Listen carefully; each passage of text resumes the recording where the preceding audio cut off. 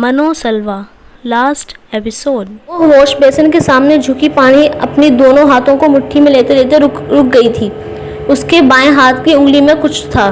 اس نے بے حد ہکا بکا انداز میں اپنا ہاتھ پلٹ کر دیکھا اور ساکت رہ گئی۔ اس کے ہاتھ میں پلیٹینم کی ایک انگوٹھی تھی جس میں till death to do us apart, جب تک موت ہمیں جدا نہ کر دے کے لفظ چمک رہے تھے۔ وہ ہل نہیں سکی تو وہ پچھلی رات 3 بجے اسے یہ دینے کے لیے اس کے اپارٹمنٹ آیا تھا، اور وہ سمجھی تھی وہ 2 دن پہلے زری کی موت کی وجہ سے ذہنی طور پر اتنا پریشان تھا کہ رات کو دوبارہ اس وقت اس کے پاس چلا آیا۔ انگوٹھی کو دیکھتے ہوئے اس کا ہاتھ بری طرح کپکپانے لگا تھا۔ وہ اس انگوٹھی کا مطلب بوجھ سکتی تھی، لیکن اسے اس وقت یہ کوئی خواب لگ رہا تھا۔ وہ رات کس وقت آیا تھا اسے یاد تھا، مگر کب گیا اسے یاد نہیں آیا۔ اور اس نے کس وقت اسے یہ انگوٹھی پہنائی اسے یہ بھی یاد نہیں آیا۔ اس نے ٹیپ بند کر دیا اور واش بیسن کو تھام لیا۔ چند لمحوں کے لیے اسے یوں ہی محسوس ہوا تھا جیسے اس کے پیروں سے جان نکل گئی تھی۔ بہت دیر اس انگوٹھی کو دیکھتی وہ اسی طرح وہاں کھڑی رہی۔ پھر اسے یاد آیا وہ تہجد پڑھنے کے لیے اٹھی تھی۔ اس نے وضو کرنا شروع کر دیا، اور وضو کے دوران اس نے کب رونا شروع کر دیا اسے پتہ بھی نہیں چلا۔ وہ ایک انگلی جو کسی وعدے کی گرفت میں تھی اس کے پورے وجود کو کہیں اڑائے لے جا رہی تھی۔ اسی انگلی میں کئی سال پہلے بھی ایک انگوٹھی پہنائی گئی تھی، اور وہ سستے نگینے کی اس ہلکی سی انگوٹھی کو اپنی کائنات سمجھ کر ہاتھ میں لیے پھرتی تھی۔ وہ سرشاری اور وہ غرور اسے آج بھی اشکبار کر رہے تھے۔ آج اتنے سالوں کے بعد ایک دوسری انگوٹھی کو وہ انگلی سے اتار دینا چاہتی تھی۔ کسی دوسرے وعدے کی زنجیر سے خود کو مسلوب نہیں کرنا چاہتی تھی، لیکن وہ اسے اتار نہیں پا رہی تھی۔ وہ اس دن تہجد میں بری طرح روتی رہی۔ کرم نے آگے بڑھ کر اس کے پھیلے ہوئے ہاتھ میں پہنی ہوئی انگوٹھی کو دیکھا، پھر بڑے اطمینان سے کہا، یہ ایک رنگ ہے، انگیجمنٹ رنگ۔ وہ ابھی کچھ دیر پہلے ہی اس کے گھر بغیر اطلاع دیے آئی تھی۔ کرم اس وقت ناشتے کی ٹیبل پر تھا، اور زینی نے اندر آتے ہی اپنا ہاتھ اس کے سامنے پھیلاتے ہوئے کہا، یہ کیا ہے؟ میں جانتی ہوں، لیکن میں اس کا مطلب پوچھ رہی ہوں۔ وہ سنجیدہ تھی اس پر لکھے ہوئے لفظوں کا۔ وہ انجان بنا، کرم میں سیریس ہوں۔ زینی نے اس کی بات کاٹی۔ بیٹھ جاؤ، کرم نے ایک کرسی نکالتے ہوئے اس سے کہا۔ وہ بیٹھ گئی۔ چائے پیو گی؟ کرم نے پوچھا۔ کرم نے کہا، 4 میل سے چائے پینے آئی ہوں۔ نہیں، ناشتہ بھی کرنا چاہتی ہو؟ وہ کرم کی بات پر مسکرائی تک نہیں، صرف اسے دیکھتی رہی۔ کرم سنجیدہ ہو گیا۔ تم جانتی ہو یہ رنگ میں نے کب لی تھی؟ وہ سوالیہ نظروں سے دیکھتی رہی۔ اسے رات دبئی ایئرپورٹ اسی رات دبئی ایئرپورٹ سے جس رات میں نے تمہیں فیشن شو میں دیکھا تھا۔ کیوں لی مجھے یہ سمجھ نہیں آئی، لیکن وہاں اسے لیتے ہوئے میرے ذہن میں تمہارا خیال ہی آیا تھا۔ کئی سال یہ میرے پاس پڑی رہی۔ پھر جب تم یہاں کینیڈا آئی تو میں نے تمہیں پرپوز کرنا چاہتا تھا، اسی رنگ کو دینا چاہتا تھا، لیکن تم اس رات مجھے کچھ اور سمجھ رہی تھی۔ زری سے میری شادی ہو گئی، لیکن میں نے اسے کبھی یہ رنگ نہیں دی۔ کئی بار دینی بھی چاہی، لیکن کوئی چیز آڑے آ جاتی تھی۔ دل وہ ہنسا۔ کل تم یہاں آئی، مجھ سے ناراض ہوئی۔ جب چلی گئی تو میں تمہارے باتوں کے بارے میں سوچتا رہا، الجھتا رہا۔ رات کو 2 بجے بالآخر مجھے سمجھ آئی کہ تم نے عارفہ اور زری کا نام اس طرح کیوں لیا۔ وہ آگ جس میں میں 11 سالوں سے جل رہا ہوں، اس نے تمہیں بالآخر اپنی لپیٹ میں لے لیا ہے۔ تم اعتراف کبھی نہیں کرو گی، کبھی مجھ سے یہ نہیں کہو گی کہ تمہیں مجھ سے محبت ہے، لیکن میری دی ہوئی بیل کو پانی سے سینچ کر مجھے یہ ضرور بتاتی رہو گی کہ آج 2 نئے پتے نکل آئے ہیں، آج پتے گر گئے ہیں۔ کبھی یہ نہیں مانو گی کہ تم بھی میرے بغیر نہیں رہ سکتی، لیکن میرے رابطے نہ کرنے پر غصے میں رو کر طوفان اٹھا دو گی۔ کبھی یہ نہیں کہو گی کہ تم میرا انتظار کرتی ہو، لیکن میرے لیے ٹیبل پر کھانے کے برتن رکھتی رہو گی۔ میری خوشی کے لیے کبھی میرے گھر نہیں آؤ گی، لیکن مجھے تکلیف میں دیکھ کر بھاگتی آؤ گی۔ مجھے زور شور سے شادی کا مشورہ دو گی، لیکن میری زندگی میں آنے والی اور گزرنے والی کوئی عورت برداشت نہیں ہو سکے گی تم سے۔ اور یہ سب کچھ اس لیے ہے کیونکہ تم مجھے دوست سمجھتی ہو۔ وہ ہنس پڑا۔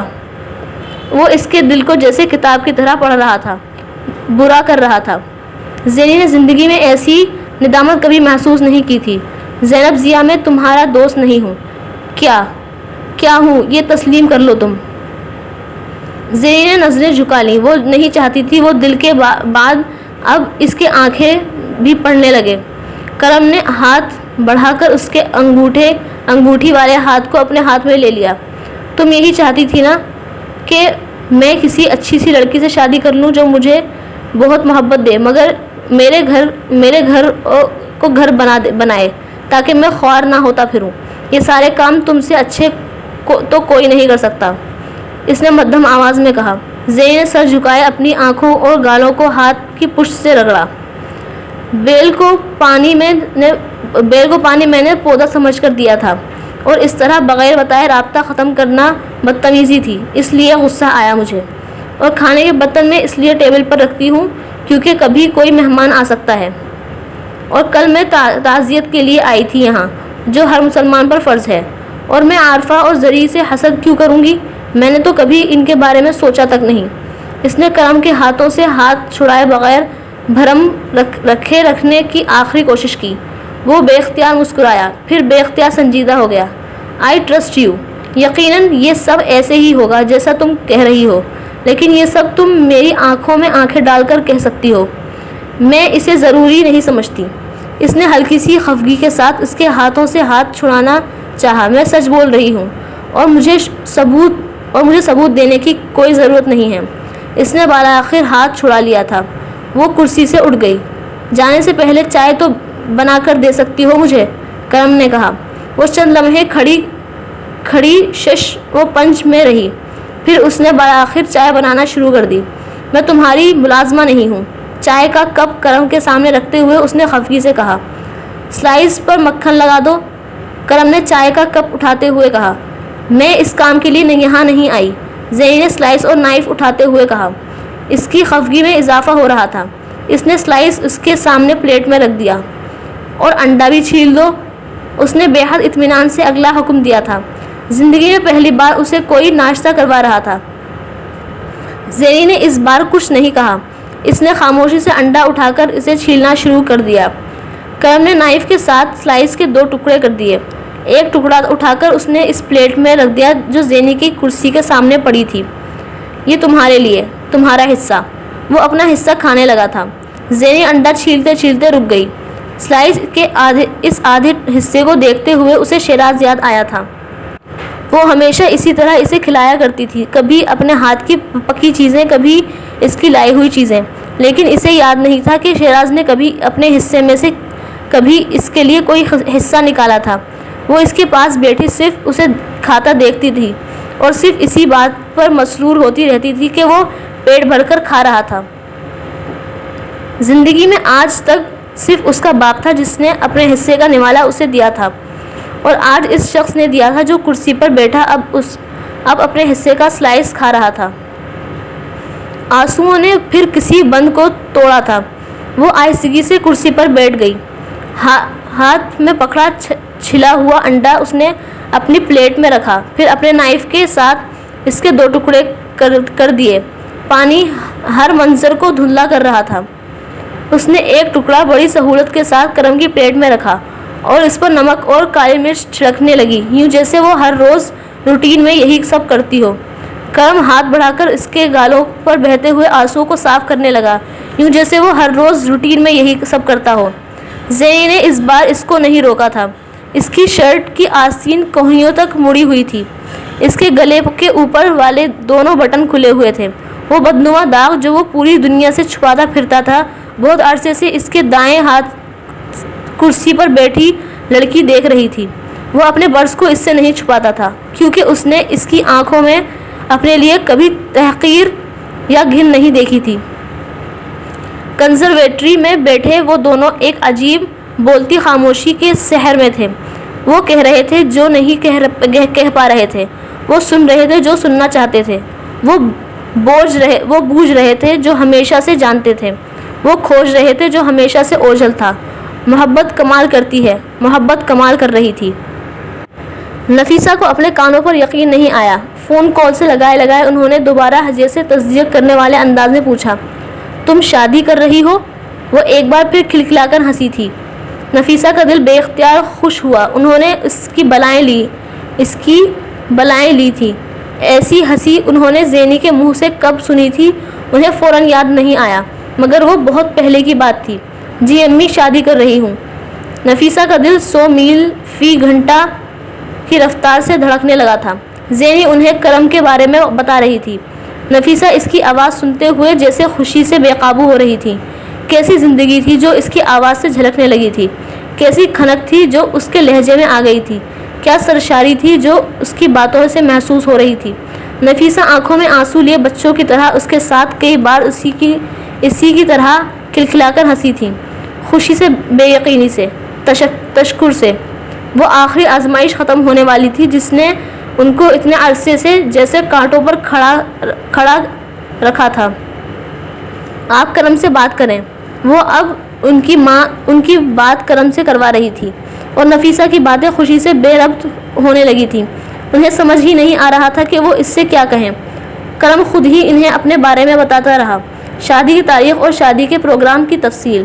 وہ ان کی آمد کے بارے میں جاننا چاہتا تھا۔ تقریباً 2 گھنٹے زینی اور کرم کے ساتھ باتیں کرتے رہنے کے بعد فون بند ہوا تھا، اور فون بند کرتے ہی نفیسہ نے سلمان کو اس کے آفس فون کیا۔ وہ اس وقت خوشی سے کچھ ایسے ہی بے حال ہو رہی تھی۔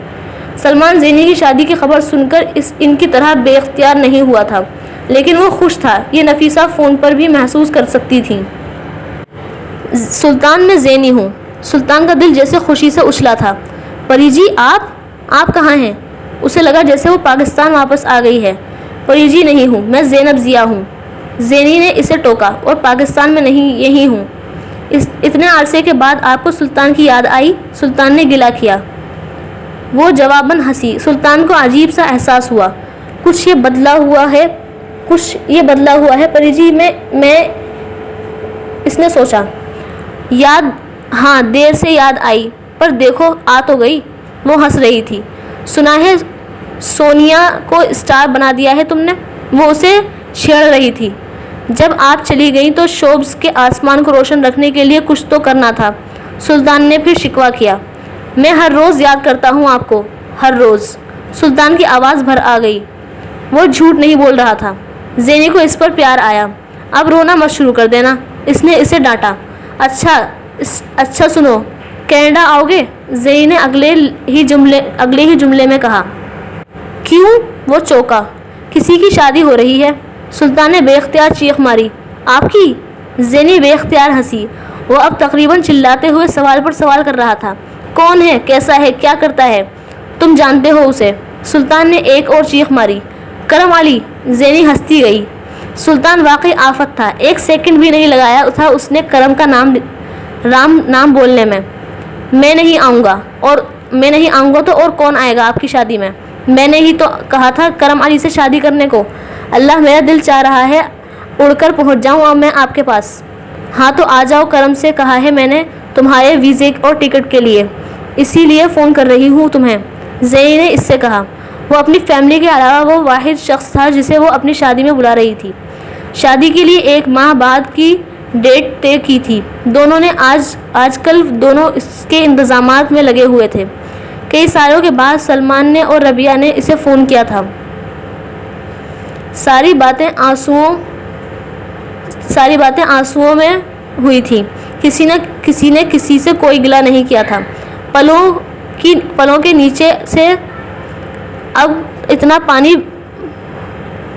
پانی بہہ گیا تھا کہ کوئی بھی پیچھے جانا نہیں چاہتا تھا، اور اتنے سالوں میں پہلی بار سلمان نے اپنی بیوی اور بیٹے سے بھی اس کی بات کروائی تھی۔ اتنے سالوں بعد وہ بالآخر فیملی کے ممبر کے طور پر تسلیم کر لی گئی تھی۔ سلمان نے شادی کے لباس اور زیورات کے لیے اس کے اکاؤنٹ میں ایک بڑی رقم ٹرانسفر کروائی تھی۔ نفیسہ 2 ہفتے تک اس کے پاس کینیڈا آنے والی تھی تاکہ شادی کے انتظامات دیکھ سکیں، اور اس کے باقی بہن بھائی بھی اپنا پروگرام سیٹ کرنے میں مصروف تھے۔ نفیسہ کے آنے سے پہلے وہ وقتی طور پر کرم کی ملکیتی ایک دوسرے گھر میں شفٹ ہونے کا پروگرام بنا رہی تھی تاکہ اس کی فیملی بھی کینیڈا آنے پر اکٹھے اس کے ساتھ رہ سکیں۔ وہ حسین تھی، لیکن جیسی چمک کرم نے ان چند دنوں میں اس کی آنکھوں اور چہرے پر دیکھی تھی ویسی پہلے کبھی نہیں دیکھی تھی۔ ہر گزرتے دن کے ساتھ زینی پر نظر ٹھہرانا مشکل ہوتا جا رہا تھا۔ اس کے لیے وہ اور کرم سارا دن شاپنگ مالز میں پھرتے رہتے تھے۔ وہ شادی سے پہلے گھر کو نئے سرے سے رینوویٹ کر رہے تھے اور وہ سارا دن پارے کی طرح گردش میں رہتی تھی، نان اسٹاپ بولتی، بچوں کی طرح کھلکھلاتی۔ ہر دوسرے منٹ اسے کرم کو ایک نئی چیز کے بارے میں بتانا یاد آ جاتا تھا۔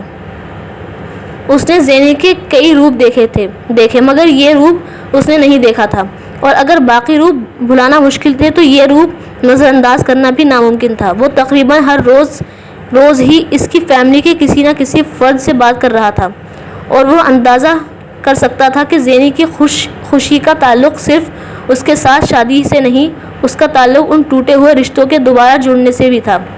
کئی سالوں بعد وہ دونوں بالآخر ایک گھر بنا رہے تھے اس شخص کے ساتھ جن سے انہیں محبت تھی۔ کئی سالوں کے بعد وہ تنہائی ختم ہو رہی تھی جو اتنے سالوں سے ان دونوں کو بھنور کی طرح اپنی لپیٹ میں لیے ہوئے تھی۔ وہ ٹین ایجڈ کی طرح آنے والی زندگی کی ایک چیز کو پلان کر رہے تھے، یہ جانے بغیر کہ زندگی ان کے لیے کچھ اور پلان کر رہی تھی۔ کرم اسے دیکھ کر ہل نہیں سکا۔ وہ بلڈ ریڈ کلر کے سلک کے شلوار قمیص میں ملبوس تھی اور کمرے سے کچھ اوپر اس کے سیاہ سیدھے بال اس وقت لٹوں کی صورت میں جھول رہے تھے۔ شیفون کا سرخ دوپٹہ سینے پر پھیلائے اس نے تقریباً بھاگتے ہوئے دروازہ کھولا، کرم کو دیکھتے ہوئے مسکرائی اور پھر اسی طرح بھاگتے ہوئے واپس چلی گئی۔ کرم نے اسے پہلی بار حقیقی زندگی میں سرخ لباس میں دیکھا تھا اور وہ اس سے نظریں نہیں ہٹا پا رہا تھا۔ کسی سنگار، کسی جویلری کے بغیر بھی اس کی سفید رنگت اس سرخ لباس میں دمک رہی تھی۔ میں نے تم سے کہا بھی تھا کچھ دیر سے آنا، لیکن تم اتنی جلدی آ گئے۔ ابھی میں تیار بھی نہیں ہوئی۔ دروازہ بند کر کے اندر جاتے ہوئے اس نے زینی کو کہتے سنا، اور چند قدم آگے جا کر اس نے لاؤنج میں بکھرے سامان کو دیکھا تھا۔ وہ سارے اسی کے دیے گئے تحائف اور ان کی پیکنگ تھی۔ وہ پہلی بار زینی کے اپارٹمنٹ میں اتنی بے ترتیبی دیکھ رہا تھا۔ زینی دوبارہ واش روم کے مرر کے سامنے کھڑی ہو کر اپنے بال ڈرائر سے خشک کرنے لگی تھی۔ یہ سب کچھ سمیٹنے کے لیے میری مدد کی ضرورت ہے، کرم نے لاؤنج کی بکھری ہوئی چیزوں کو دیکھتے ہوئے کہا۔ نہیں، یہ میں آ کر سمیٹوں گی، اسی نے وہیں سے کرم کو منع کیا۔ وہ لاؤنج میں بکھری چیزوں اور ان کی پیکنگ پر نظر ڈالنے لگا۔ تم نے میرے دیے ہوئے ان گفٹس کو پہلے استعمال کیوں نہیں کیا؟ اسے اندازہ ہو گیا تھا کہ وہ ان ٹچ تھی۔ نہیں، ایسے ہی، زینی نے بات گول مول کی تھی۔ کرم نے ہاتھ میں پکڑی ہوئی تصویروں کا لفافہ کچن کاؤنٹر پر رکھتے ہوئے اس میں سے زینی کی تصویریں نکال کر کچن کاؤنٹر پر پھیلا دی۔ اس نے اپنے گھر کی ایک دیوار پر لگانے کے لیے زینی کے البم سے اس کے بچپن اور نوعمری کی کچھ تصویر نکال کر انلارج کروائی تھی، اور اسٹوڈیو جاتے ہوئے اچانک دونوں کا اکٹھے اپنے پہلے فوٹو شوٹ کا بن گیا تھا۔ وہ تصویر اب کچن کاؤنٹر پر بکھری ہوئی تھی۔ کرم مسکراتے ہوئے انہیں دیکھ رہا تھا۔ اس کی ہر تصویر پہلے سے زیادہ اچھی تھی۔ تصویریں مل گئیں۔ وہ واش روم سے بال خشک کر کے نکلی تھی اور سیدھا بڑی ایکسائٹڈ ہو کر تصویروں کی طرف آئی۔ کرم نے فوراً تصویریں سمیٹ دیں۔ زینی، تم پہلے تیار ہو جاؤ، یہ تصویریں واپس آ کر بھی دیکھ سکتے ہیں۔ ہاں، لیکن میں، اس نے احتجاج کرنا چاہا، پھر ایک دم ارادہ ترک کرتے ہوئے سینٹر ٹیبل کی طرف چلی گئی اور سینٹر ٹیبل پر پڑی سرخ کیوٹیکس کی ایک شیشی اٹھا کر اپنے پاؤں کے ناخنوں پر بڑی احتیاط سے کیوٹیکس لگانے لگی۔ سرخ نیل پالش اس کے بے حد دودھیا نازک پیروں پر بہت جچ رہی تھی۔ کرم صوفے پر بیٹھا تھا، بڑی محویت سے اس کے پیروں کو دیکھتا رہا۔ وہ نیل پالش لگاتے ہوئے اس سے باتیں کر رہی تھی اور کرم کی نظروں سے بے خبر تھی۔ تمہارے پاؤں بہت خوبصورت ہیں، کرم نے کچھ دیر کے بعد بے اختیار کہا۔ وہ اسی طرح نیل پالش لگاتے لگاتے ہنسی۔ صرف پاؤں؟ وہ اسے چھیڑ رہی تھی۔ کرم مسکرا دیا۔ وہ اب ہاتھوں کے ناخنوں پر نیل پالش لگا رہی تھی۔ پتہ نہیں کیا بات تھی مگر آج وہ اسے ضرورت سے زیادہ خوبصورت لگ رہی تھی۔ کرم کا دل اس کے نظریں ہٹانے کو نہیں چاہ رہا تھا۔ کون تھا جو زینی کو آج دیکھتا اور اس کے عشق میں گرفتار نہ ہو جاتا؟ اس کے سیل فون پر نفیسہ کی کال آ رہی تھی۔ زینی نے چند منٹ ان سے مختصر بات کی، انہیں کرم کے گھر جانے کے بارے میں بتایا اور پھر جلدی کال ختم کر دی۔ کرم اب جا کر کھڑکی میں کھڑا اس بیل کو بجانے لگا تھا۔ بیل پر صرف چند زرد ہوتے ہوئے پتے رہ گئے تھے۔ چند دنوں میں وہ بھی چلے جاتے۔ کرم مسکرا دیا۔ اب انہیں اس بیل کے بڑھتے ہوئے پتوں کی ضرورت نہیں تھی۔ زینی اب واش روم کے مرر کے سامنے اپنے ہونٹوں پر سرخ لپسٹک لگانے کے بعد وہ ایک بار پھر سٹنگ ایریا میں آ گئی۔ صوفے پر بیٹھ کر اس نے جوتے پہنے اور پھر اٹھ کر کھڑی ہو گئی۔ اور کتنی دیر لگے گی زینی؟ کرم ہلکا سا جھنجھلایا۔ بس منک کوٹ پہننا ہے مجھے اور سیل فون لینا ہے اور کچھ۔ وہ یاد کرنے لگی کچھ۔ کرم نے منک کوٹ اٹھا کر اسے پہنانا شروع کر دیا۔ وہ منک کوٹ پہننے کے بعد پلٹ کر کرم کے سامنے کھڑی ہو گئی۔ میں کیسی لگ رہی ہوں؟ ہمیشہ سے زیادہ خوبصورت۔ زینی بے اختیار مسکرائی۔ بیل کوٹ کی جیب میں ڈالتے ہوئے اس نے کچن کے ایک دروازے سے کچھ سکے بھی کوٹ کی جیب میں ڈال لیے اور اپارٹمنٹ کی بیرونی دروازے کی چابی کو بھی۔ کرم تب تک دروازے کے پاس پہنچ چکا تھا۔ وہ جانتے ہیں کہ تم آج مجھے ان کے پاس لا رہے ہو؟ گاڑی میں بیٹھتے ہوئے زینی نے کرم سے پوچھا۔ میں نے آج صبح بتایا ہے انہیں، وہ گاڑی سٹارٹ کرتے ہوئے بولا۔ پہلے کیوں نہیں؟ وہ سنجیدہ ہو گئی۔ بس ایسے ہی، کرم نے کہا۔ پتہ تو چل گیا ہوگا انہیں اب تک۔ آصف وغیرہ میری سرگرمیوں سے اتنا بے خبر نہیں رہتے۔ کرم مسکرایا۔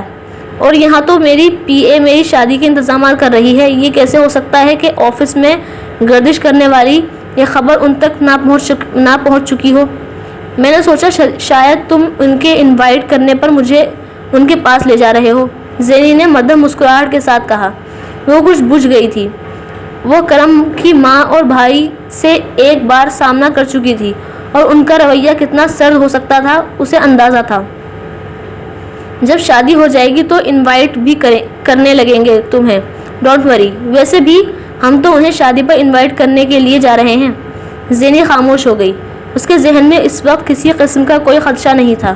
وہ کرم کے ساتھ جا رہی تھی اور وہ اسے پسند کرتے نہ کرتے شادی ان دونوں کی ہو جانی تھی۔ کرم کا اندازہ غلط نہیں تھا۔ اس کے گھر والوں کو اس کی اس متوقع شادی کے بارے میں 2 دن پہلے ہی پتہ چل چکا تھا اور اس کی فیملی میں افراتفری مچ گئی تھی۔ ایک وہ شادی کر رہا تھا، دوسرا جس سے کر رہا تھا وہ ایکٹریس تھی، اور وہ بھی وہ جس کے قصے ہر ایک کی زبان پر تھے، اور تیسرا کرم آج تک اس کے ساتھ ایسے کسی تعلق کو جھٹلاتا رہا تھا۔ پھر اب وہ یکدم کیسے ان سب کو بتانے کی زحمت کیے بغیر شادی کی تیاریاں کرنا شروع ہو گیا تھا۔ ان کے نزدیک یہ سب کچھ راز میں رکھنا کرم کا گناہ عظیم تھا، اور اب اس نے کتنے معمول کے انداز میں ماں کو فون کر کے بتایا تھا کہ وہ زینی کے ساتھ ان کے پاس آ رہا تھا انہیں اپنی شادی کے لیے انوائٹ کرنے۔ کرم کو حیرت ہوئی تھی جب ہمیشہ کی طرح اس کی ماں نے اسے کسی طرح کی ناراضگی کا اظہار کیے بغیر اسے کہا تھا کہ وہ پہلے زینی کے بغیر ان کے پاس آئے۔ کرم رضامند نہیں ہوا۔ اسے اندازہ تھا کہ اکیلے بلائے جانے کا کیا مطلب تھا۔ وہ اس کے انکار پر جزبز ہوئی تھی، لیکن کرم نے مصروفیت کا بہانہ کیا تھا۔ وہ شادی سے پہلے اکیلا ان کا سامنا نہیں کرنا چاہتا تھا، اور اگر اسے اندازہ ہو جاتا کہ اس کی یہ حکمت عملی اس کے لیے کتنی قاتل ثابت ہونے والی تھی تو کرم یقیناً زینی کو وہاں ساتھ لے جانے سے پہلے ایک بار زینی سے شادی کے ایشو پر ماں اور بہن بھائیوں سے بات ضرور کر لیتا۔ وہ کرم کے ساتھ گاڑی سے اترتے وقت بے حد نروس ہو رہی تھی۔ ان دونوں کو اندازہ نہیں تھا کہ انہیں گھر کے شیشوں سے بیل دینے سے پہلے ہی دیکھا جا چکا تھا۔ بیل بجانے پر دروازہ آصف نے کھولا تھا۔ اس کے چہرے پر کوئی خیر مقدمی تاثرات نہیں تھے۔ ایک سرسری نظر زینی پر ڈال کر سلام دعا کے تبادلے کے بعد وہ دروازے سے ہٹ گیا تھا۔ کرم کو برا لگا۔ اس نے اسے رسمن بھی زینی سے متعارف کروانے کا موقع نہیں دیا۔ امی لاؤنج میں ہیں۔ آصف نے دروازہ بند کرتے ہوئے کرم کو مطلع کیا۔ کرم جانتا تھا لاؤنج میں صرف امی نہیں تھی، باہر ڈرائیو وے اور سڑک پر کھڑی گاڑیوں کو دیکھ کر اسے اندازہ ہو گیا تھا کہ اوٹوا میں موجود اس کے تمام بہن بھائی اس وقت آصف کے گھر موجود تھے۔ وہ کرم کے پیچھے چلتی ہوئی لاؤنج میں داخل ہوئی اور کرم کے پہلے سے بتا دینے کے باوجود بری طرح کنفیوز ہوئی۔ وہاں مختلف صوفوں پر کرم کے بہن بھائی، بھابھیاں اور بہنوئی بھی اس کی ماں کے ساتھ موجود تھے۔ سامنے کھڑکی کے شیشوں سے گھر کے عقبی حصے میں کھیلنے والے فیملی کے بچے بھی نظر آ رہے تھے۔ کرم کے سلام کا جواب دیا گیا تھا۔ زینی نے اپنے سلام کرنے پر کسی کو منہ کھولتے نہیں دیکھا۔ اس سب کی نظریں اس وقت ان پر گڑی ہوئی تھیں اور ان کے چہرے بالکل سرد اور بے تاثر تھے۔ ٹانگوں پر ٹانگیں رکھ کر بیٹھے ہوئے ان تمام افراد میں سے کسی نے بھی زینی یا کرم کے استقبال کے لیے اٹھنے کی کوشش نہیں کی تھی۔ وہ میدان جنگ میں آیا تھا، اپنے خونی رشتوں کے پاس ان میں سے کسی کے گھر نہیں آیا تھا، یہ کرم کو احساس ہو گیا تھا۔ وہ سب وہاں ایک آخری کوشش کرنے کے لیے اکٹھے ہوئے تھے۔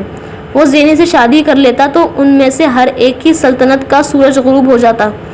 بھائی جان اس عمر میں اتنے خود غرض کیسے ہو گئے تھے؟ ایک عورت نے ان کی آنکھوں پر محبت کی پٹی کیسے باندھ دی تھی؟ وہ اپنے اتنے مخلص جان چھڑکنے والے بہن بھائیوں کو لیٹ ڈاؤن کیسے کر سکتے تھے؟ ان میں سے ہر ایک برہم تھا، ہر ایک مشتعل تھا۔ وہ وہاں ون پوائنٹ ایجنڈا کے ساتھ آئے تھے۔ کرم کی زندگی سے زینی کو ہٹانا۔ یہ زینب ضیا میں ہیں اور زینب ضیا یہ میری امی اور فیملی۔ کرم نے بالآخر برف توڑنے کی کوشش کی۔ زینی کی سمجھ میں نہیں آیا وہ جواباً کیا کہے۔ زینی میں آج تک کسی نے اس کے تعارف کے اور اس طرح کا ٹھنڈا ری ایکشن نہیں دکھایا تھا۔ ان میں سے کسی نے کرم یا زینی کو بیٹھنے کے لیے نہیں کہا۔ وہاں صرف ایک سنگل خالی صوفہ تھا اور وہ یقیناً زینی کے لیے نہیں تھا۔ کرم کو توہین کا احساس ہونے لگا تھا۔ انہیں رسمن ہی صحیح لیکن زینی کو بیٹھنے کو کہنا چاہیے تھا، کم سے کم اس کی ماں کو، جو ایک تسبیح پر کچھ پڑھنے میں مصروف تھی۔ انہوں نے 2 دن پہلے ہی اس شادی کی اطلاع ملنے پر اس رشتے کو ختم کروانے کے لیے ایک نیا وظیفہ شروع کیا تھا۔ آپ پلیز بیٹھ جائیں، کرم نے ڈھیٹ بن کر زینی سے کہا۔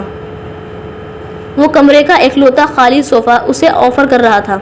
وہ اس صوفہ پر جا کر بیٹھنے کی ہمت نہیں کر سکتی تھی۔ اس صوفے کے دائیں بائیں وہ 2 صوفوں پر کرم کے بھائی اور بہنوئی بیٹھے ہوئے تھے۔ نہیں میں یہی ٹھیک ہوں، زینی نے مسکرانے کی کوشش کی۔ وہ لاؤنج کے دروازے کے بالکل سامنے کھڑی تھی۔ کرم نے اس سے اصرار نہیں کیا لیکن وہ خود بھی اس صوفے پر جا کر نہیں بیٹھا۔ میں زینب سے شادی کر رہا ہوں اور آپ لوگوں کو انوائٹ کرنے آیا ہوں، کرم نے اپنے غصے پر قابو رکھتے ہوئے کہا۔ اس کا دل تو اس وقت یہ چاہ رہا تھا کہ وہ ان لوگوں سے بات کیے بغیر زینی کو لے کر وہاں سے پلٹ جائے۔ زینب سے یا پریزاد سے گفتگو بالآخر شروع ہو گئی تھی اور ہمیشہ کی طرح آغاز اس کی ماں نے کیا تھا۔ زینی کو اپنے ماتھے پر پسینہ آتا محسوس ہوا۔ عدالت لگ گئی تھی مگر اسے یقین تھا اس کے وکیل کی موجودگی میں اسے منہ کھولنے تک کی ضرورت نہیں تھی۔ ایسا ہی اندھا اعتماد تھا اسے اپنے وکیل پر۔ بھانت بھانت کے مردوں کے سامنے ناچنے والی اس 2 ٹکے کی اداکارہ کو تو میری بہو بنانا چاہتا ہے، اس خاندان سے رشتہ جوڑنا چاہتا ہے اس کا۔ کرم کی ماں اب گرج رہی تھی۔ آپ اس طرح کی باتیں مت کریں، وہ فلم انڈسٹری چھوڑ چکی ہے۔ کرم نے ماں کی بات کاٹی تھی۔ فلم انڈسٹری چھوڑ دی ہے؟ یہ لیں، یہ اخبار پڑھیں اور پھر یہ دوسرے اخباروں کا بھی ڈھیر پڑھ لیں۔ آپ کے لیے انٹرنیٹ سے ڈاؤن لوڈ کیا ہے میں نے۔ اس کے چھوٹے بھائی آصف نے طنزیہ ہنستے ہوئے سینٹرل ٹیبل پر پڑا ایک اخبار اٹھا کر اس کے ہاتھ میں تھما دیا اور میز پر پڑے باقی اخباروں کی طرف اشارہ کرتے ہوئے واپس اپنی جگہ بیٹھ گیا۔ کرم نے الجھی ہوئی نظروں کے ساتھ اس اخبار کو دیکھا اور اس کا ذہن بھگ کے ساتھ اڑ گیا۔ ایک پاکستانی اخبار کے پہلے صفحے پر زینی کی ایک بے حد معیوب تصویر کے ساتھ ہیڈ لائن تھی، سپر اسٹار پریزاد کی فلموں میں واپسی۔ مشہور اداکارہ پریزاد جو ایک بڑے اسکینڈل کے بعد فلم انڈسٹری سے یکدم غائب ہو گئی تھی، بالآخر کینیڈا کے کروڑپتی پروڈیوسر کرم علی سے شادی کے بعد انہیں کی فلم کے ذریعے انڈسٹری میں کم بیک کرنے والی ہیں۔ کرم علی کے ایک طویل عرصے سے کینیڈا میں مقیم ہیں اور کئی سال پہلے انہوں نے پریزاد کو لے کر ایک فلم بنائی تھی جس نے کامیابی کے نئے ریکارڈ قائم کیے تھے۔ ہمارے رپورٹرز کی اطلاع کے مطابق پریزاد پچھلے 2.5 سال سے کرم علی کے ساتھ ہی کینیڈا کے شہر اوٹاوا میں مقیم تھیں اور دونوں اب چند ہفتے تک باقاعدہ طور پر رشتہ ازدواج میں منسلک ہونے والے ہیں۔ فلم انڈسٹری کے اندرونی حلقوں نے اس خبر کو تصدیق کرتے ہوئے اسے انڈسٹری کے لیے خوشگوار قرار دیا ہے۔ ماپ نے پریزاد کی واپسی کا خیر مقدم کرتے ہوئے پریزاد کی طرف سے اس یقین دہانی کے بعد ان پر لگی پابندی ہٹا لی ہے کہ وہ ان تمام فلموں کو مکمل کروائیں گی جنہیں وہ ادھورا چھوڑ کر غائب ہو گئی تھیں۔ فلم ساز جاوید بٹ اور رانا مصدق نے بھی اس بات کی تصدیق کی ہے کہ پریزاد کے پرانے سیکریٹری سلطان سے ان کی پریزاد کو ان کی آنے والے فلمز میں سائن کرنے کے لیے بات ہوئی ہے اور معاملات جلد طے ہو جائیں گے۔ پریزاد اگلے مہینے کی 17 تاریخ کو اوٹاوا میں بہت دھوم دھام سے کرم علی کے ساتھ شادی کے بندھن میں بندھ رہی ہیں۔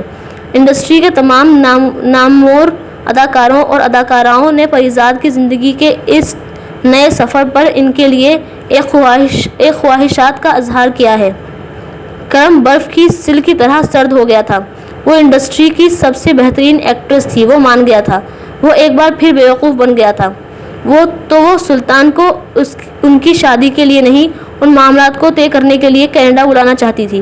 کیا وہ کرم کا شکار کھیلنے جان بوجھ کر وہاں اس کے اتنے پاس آئی تھی؟ اس کے ڈپارٹمنٹ اسٹور میں کام کرنا، کیونکہ وہ جانتی ہوگی کہ کبھی نہ کبھی اس اسٹور پر اس کا سامنا کرم سے ہو سکتا تھا۔ وہ بدگمانی کے اندھیروں میں خود ہی روشنیاں کرتا پھر رہا تھا، ہر اس چیز پر غور کرتا جو اسے مشکوک لگ رہی تھی، ہر اس چیز کو نظر انداز کرتا جو زینی کے حق میں جا رہی تھی۔ وہ اخبار پکڑے اس کے ذہن میں جیسے اندھیروں کے جھکڑ چل رہے تھے۔ 2 سال لگا کر بھی وہ زینی کو نہیں سمجھ سکا تھا اور وہ تو زری کو بھی نہیں جان پایا تھا۔ پر آج تکلیف کچھ اور طرح کی تھی۔ اسے لگ رہا تھا وہ مر رہا تھا۔ کم سے کم وہ تو اس کے ساتھ یہ سب نہ کرتی۔ وہ اس سے اتنی محبت کرتا تھا، اس نے یہ بھی نہیں سوچا۔ وہاں کھڑا وہ نمک کی طرح گھلنے لگا تھا۔ اس تعلق کو توڑنے کے لیے اس کے بہن بھائیوں کو ہاتھ بھی نہیں ہلانا پڑا تھا۔ زینی کے محبت کے پیڑ کو کرم نے بدگمانی کی زمین پر کھڑا کیا تھا، اعتبار کی مٹی میں نہیں۔ ایک جھونکا آتے ہی پیڑ زمین بوس ہو گیا تھا، اپنی جڑوں سمیت باہر نکل آیا تھا۔ زینی نے اس کے بارے میں ٹھیک اندازہ لگایا تھا۔ وہ بہت جلد بدگمان ہو جاتا تھا، لیکن وہ یہ اندازہ نہیں لگا سکی کہ کرم ہر رشتے کو شک کی چھلنی سے چھاننے کا عادی ہو چکا تھا۔ وہ زندگی میں اعتبار کی سیڑھیوں سے اتنی بار گر کر زخمی ہو چکا تھا کہ اب وہ جدوجہد کے باوجود پہلے پائیدان پر بھی پاؤں نہیں رکھ پاتا تھا۔ اسے یہ یقین ہو چکا تھا کہ اس کے پاس دولت کے علاوہ ایسی کوئی خوبی نہیں تھی جس کی وجہ سے کوئی اس کی طرف آتا۔ وہ ایک پٹاری میں دولت کے سانپ کے ساتھ بند تھا اور جب بھی اس پٹاری سے باہر نکلنے کی کوشش کرتا وہ سانپ اسے ڈنک مار دیتا تھا۔ کرم مجبور اور بے بس تھا اور زینی کو کبھی اس بات کا احساس نہیں ہو جاتا تو آج وہ وہاں نہ کھڑے ہوتے۔ وہ کیا پڑھ رہا تھا زینی کو اندازہ نہیں تھا، لیکن زینی کو یقین تھا اس اخبار میں ایسی کوئی بات نہیں ہو سکتی تھی جس کے بارے میں وہ کرم کو پہلے ہی نہیں بتا چکی تھی۔ کرم سے کوئی راز نہیں رکھا تھا اس نے، پھر اخبار کا وہ ایک ٹکڑا کیا کر سکتا تھا اور اخبار کا وہ ٹکڑا کیا کر چکا تھا۔ اس کا احساس اسے کرم کے اخبار سے سر اٹھانے پر ہوا تھا۔ زینی کو سمجھ نہیں آیا وہ یکدم اسے اس طرح کیوں دیکھنے لگا تھا، ایسی نظروں سے جو اسے مار رہی تھی۔ اس کے وکیل نے مقدمہ فورفیٹ کر دیا تھا۔ کرم نے کچھ کہے بغیر اس اخبار کو زینی کی طرف بڑھا دیا۔ چند سیکنڈز لگے تھے زینی کو وہ خبر پڑھنے میں۔ اس کے نزدیک ایک خبر تھی، وہ شاید سلطان نے کسی سے ذکر کیا تھا، اسے منع کرنا چاہیے تھا اسے۔ وہ پچھتائی، لیکن اب دیر ہو چکی تھی۔ جھوٹ ہے یہ کرم، تم جانتے ہو میں فلم انڈسٹری چھوڑ چکی ہوں۔ مجھے تو اب فلموں میں کام نہیں کرنا۔ اس نے کرم کو دیکھتے ہوئے اسے بتانے کی کوشش کی تھی۔ کرم کی آنکھیں وہ آنکھیں نہیں تھیں جن سے وہ زینی کو دیکھتا تھا۔ وہ پریزاد کو دیکھنے والی آنکھیں تھیں۔ ایک لمحہ لگا تھا زینی کو ساری وضاحتیں، ساری صفائیاں، سارے لفظ بھولنے، بس ایک لمحہ۔ یہ کرم کی نگاہ نہیں تھی۔ کمرے میں اچانک شور ہونے لگا تھا۔ وہاں بیٹھا ہر شخص اس کے بارے میں کچھ نہ کچھ کہہ رہا تھا۔ لوہا گرم تھا، ہر ایک اس پر چوٹ لگا رہا تھا۔ کرم سب کچھ سن رہا تھا اور وہ کچھ بھی نہیں سن رہی تھی۔ وہاں سب کے ہاتھوں میں پتھر تھے اور وہ اس پر سنگ باری کر رہے تھے۔ صرف ایک ہاتھ خالی تھا اور وہ اسی سے لہو لہان ہو رہی تھی۔ وہ اسے جانتا تھا، یا کم سے کم اسے یہ خوش فہمی تھی کہ وہ اسے جانتا تھا۔ پھر شبہ، آخر ان دونوں کے تعلق میں شبہ کی گنجائش کہاں سے نکال لی تھی؟ کیا اس لیے کہ وہ اس سے تحفے لینے لگی تھی؟ کیا اس لیے کہ وہ اس کی ہوئی عنایات پر معترض نہیں رہی تھی؟ یا پھر صرف اس لیے کہ وہ اس سے شادی پر تیار ہو گئی تھی؟ زینی نے ایک بار پھر چند لمحوں کے لیے آنکھیں جھپک کر کرم کی آنکھوں کو دیکھا۔ وہاں اب بھی وہی کچھ تھا جو پہلے تھا۔ وہ اس کا واہمہ نہیں تھا۔ زینی کی آنکھوں کے سامنے پچھلے سارے مہینے کسی فلم کی طرح چلنے لگے تھے۔ کرم کے ساتھ گزارا ہوا ایک لمحہ، اس کے ساتھ لگائے ہوئے قہقہے، اس کے سامنے بہائے ہوئے آنسو، سب جیسے دھواں بن کر اڑنے لگا تھا۔ دنیا کی کسی لغت میں وہ لفظ نہیں تھے جن سے وہ کرم کو یہ یقین دلا سکتی کہ وہ اس کی دولت کی ہوس میں اس کے ساتھ نہیں آئی تھی۔ وہ صرف کرم کا اپنا وجود تھا جس نے اسے کھینچا تھا۔ کوئی اس کے اور کرم کے بیچ اینٹیں چننے لگا تھا۔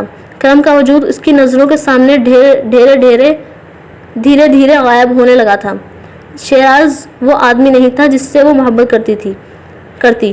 کرم بھی وہ آدمی نہیں تھا جس پر وہ اعتبار کرتی۔ زینی آج بھی جیسے اپنے باپ کے آنگن میں خالی ہاتھ کھڑی تھی۔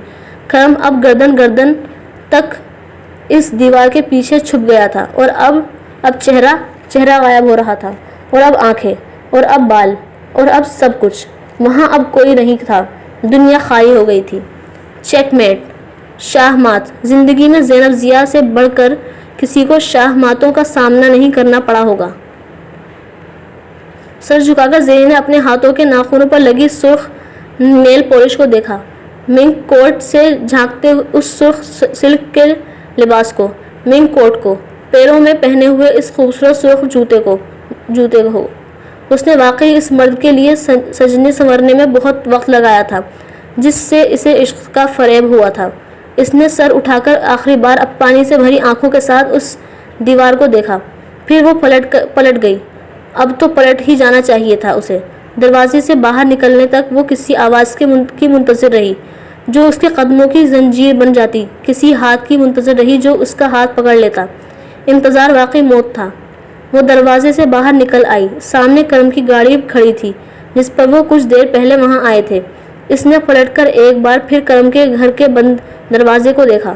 شاید وہ آئے اس کے پیچھے ایک بار، اسی طرح جیسے وہ ہمیشہ آتا تھا۔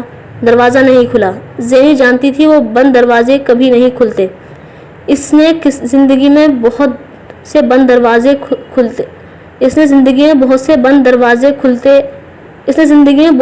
دروازے دیکھے تھے، اس نے ان میں سے کسی کو بھی کھلتے نہیں دیکھا تھا۔ وہ ڈرائیو وے پر نکل آئی۔ وہ کیٹ واک پر 7 انچ اونچی ہیل پہن کر چلتی رہی تھی، ایک بار لڑکھڑائے یا گرے بغیر۔ آج پہلی بار وہ ڈرائیو وے کے کنکریٹ پر 4 انچ اونچی ہیل کے ساتھ لڑکھڑا رہی تھی۔ 33 سال کی عمر میں زینی نے پہلی بار اپنے وجود کو تھکن سے چٹکتے پایا۔ وہ آج بھی اپنے باپ کی سب سے بیوقوف اولاد تھی۔ وہ آج بھی محبت کا فریب کھا بیٹھی تھی۔ اگلے پچھلے سارے کھرنڈ جیسے کسی نے کھرچنے شروع کر دیے تھے، جسم کے، روح کے سارے۔ زینب لہو لہان ہو رہی تھی۔ تکلیف اب رک جانی چاہیے تھی، سفر اب ختم ہو جانا چاہیے تھا۔ آخر زینب ضیا کو زندگی میں اب اور کیا دیکھنا تھا؟ تذلیل، توہین، رسوائی، بدنامی، ہر طوق تو اس کے گلے میں پڑ چکا تھا۔ پھر اب کیا تھا؟ کیوں خواب بننا بند نہیں کرتی وہ؟ آج بہت عرصے کے بعد اتنی اونچی ہیل پہنی تھی، وہ واقعی چلنا بھول گئی تھی۔ کرم علی ٹھیک کہتا تھا، وہ منک کوٹ واقعی بہت گرم تھا۔ وہ اسے سردی سے بچانے کی کوشش کر رہا تھا، سامنے کے سارے کھلے بٹنوں کے باوجود۔ آپ نے کوئی بد دعا دی ہوگی مجھے ابو، وہ دور نظر آنے والی سڑک دیکھ کر بڑبڑائی، ورنہ زینی کو ایسی ذلت تو کبھی نہ ملتی، زینی کا مقدر اتنا سیاہ تو کبھی نہ ہوتا۔ مجھے یقین ہے کوئی نہ کوئی بددعا کی ہے آپ نے میرے لیے، اور ٹھیک کیا۔ زینی نے بہت تنگ کیا آپ کو، بہت دل دکھایا آپ کا۔ پھر زینی کو سکون کیوں ملے؟ وہ بڑبڑا رہی تھی، وہ چلتے ہوئے لڑکھڑا رہی تھی، لیکن چل رہی تھی۔ اس نے ایک بار پھر پیچھے مڑ کر دیکھا، پیچھے کوئی نہیں تھا۔ وہ مین روڈ پر آ گئی تھی، اسے واپس جانا تھا۔ وہ بس اسٹاپ پر رک گئی، وہاں اس کے سوا کوئی نہیں تھا۔ اسے ہوش دروازہ بند ہونے پر آیا تھا، اس کے چلے جانے پر آیا تھا۔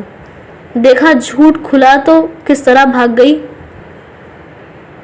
کرم نے اپنی ماں کو کہتے سنا، اور وہ اخبار دیکھ رہا تھا جو وہاں پڑا ہوا تھا جہاں وہ چند منٹ پہلے کھڑی تھی۔ فرش پر پڑے اخبار میں اس کی وہی معیوب تصویر جیسے اس کا منہ چڑھا رہی تھی۔ وہ اس طرح کیوں گئی تھی؟ کوئی وضاحت یا صفائی تو دینی چاہیے تھی اسے۔ وہ بے چین ہونے لگا تھا۔ بیٹھ جاؤ بیٹا، کیوں کھڑے ہو؟ اس کی ماں نے کہا تھا، اور اس کے بہن بھائی اپنی جگہ سے اٹھ کر اسے جگہ دینے لگے تھے۔ بھائی جان لوٹ آئے تھے، معجزہ ہو گیا تھا، اور کسی خاص محنت کے بغیر۔ بھائی جان لوٹ آئے تھے۔ ماں کو واقعی اس وقت فوری طور پر کرم پر فخر محسوس ہوا تھا۔ وہ واقعی اس کی سعادت مند اولاد تھا۔ کرم نے اس کی طرف اب قدم نہیں بڑھائے۔ وہ وہاں تھی تو اسے خون کھینچ رہا تھا، وہ چلی گئی تھی تو اب محبت کھینچنے لگی تھی۔ وہ اسے اس لیے وہاں نہیں لایا تھا کہ وہ سب اس کے بارے میں یہ سب کچھ کہتے، اس کی تذلیل کرتے۔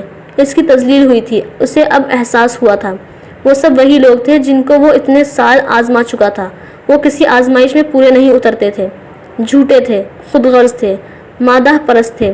پھر بھی یہ کیوں تھا کہ وہ جب بھی زبان کھولتے وہ کیا اس لیے ان پر اعتبار کرتا کیونکہ وہ اس کے خونی رشتے تھے، یا پھر اس لیے کیونکہ وہ ایک کمزور مرد بن چکا تھا جو ضرورت سے زیادہ سوچتا تھا، ضرورت سے زیادہ شک کرتا تھا، کوئی بھی فیصلہ کرنے میں ہمیشہ تاخیر کرتا تھا۔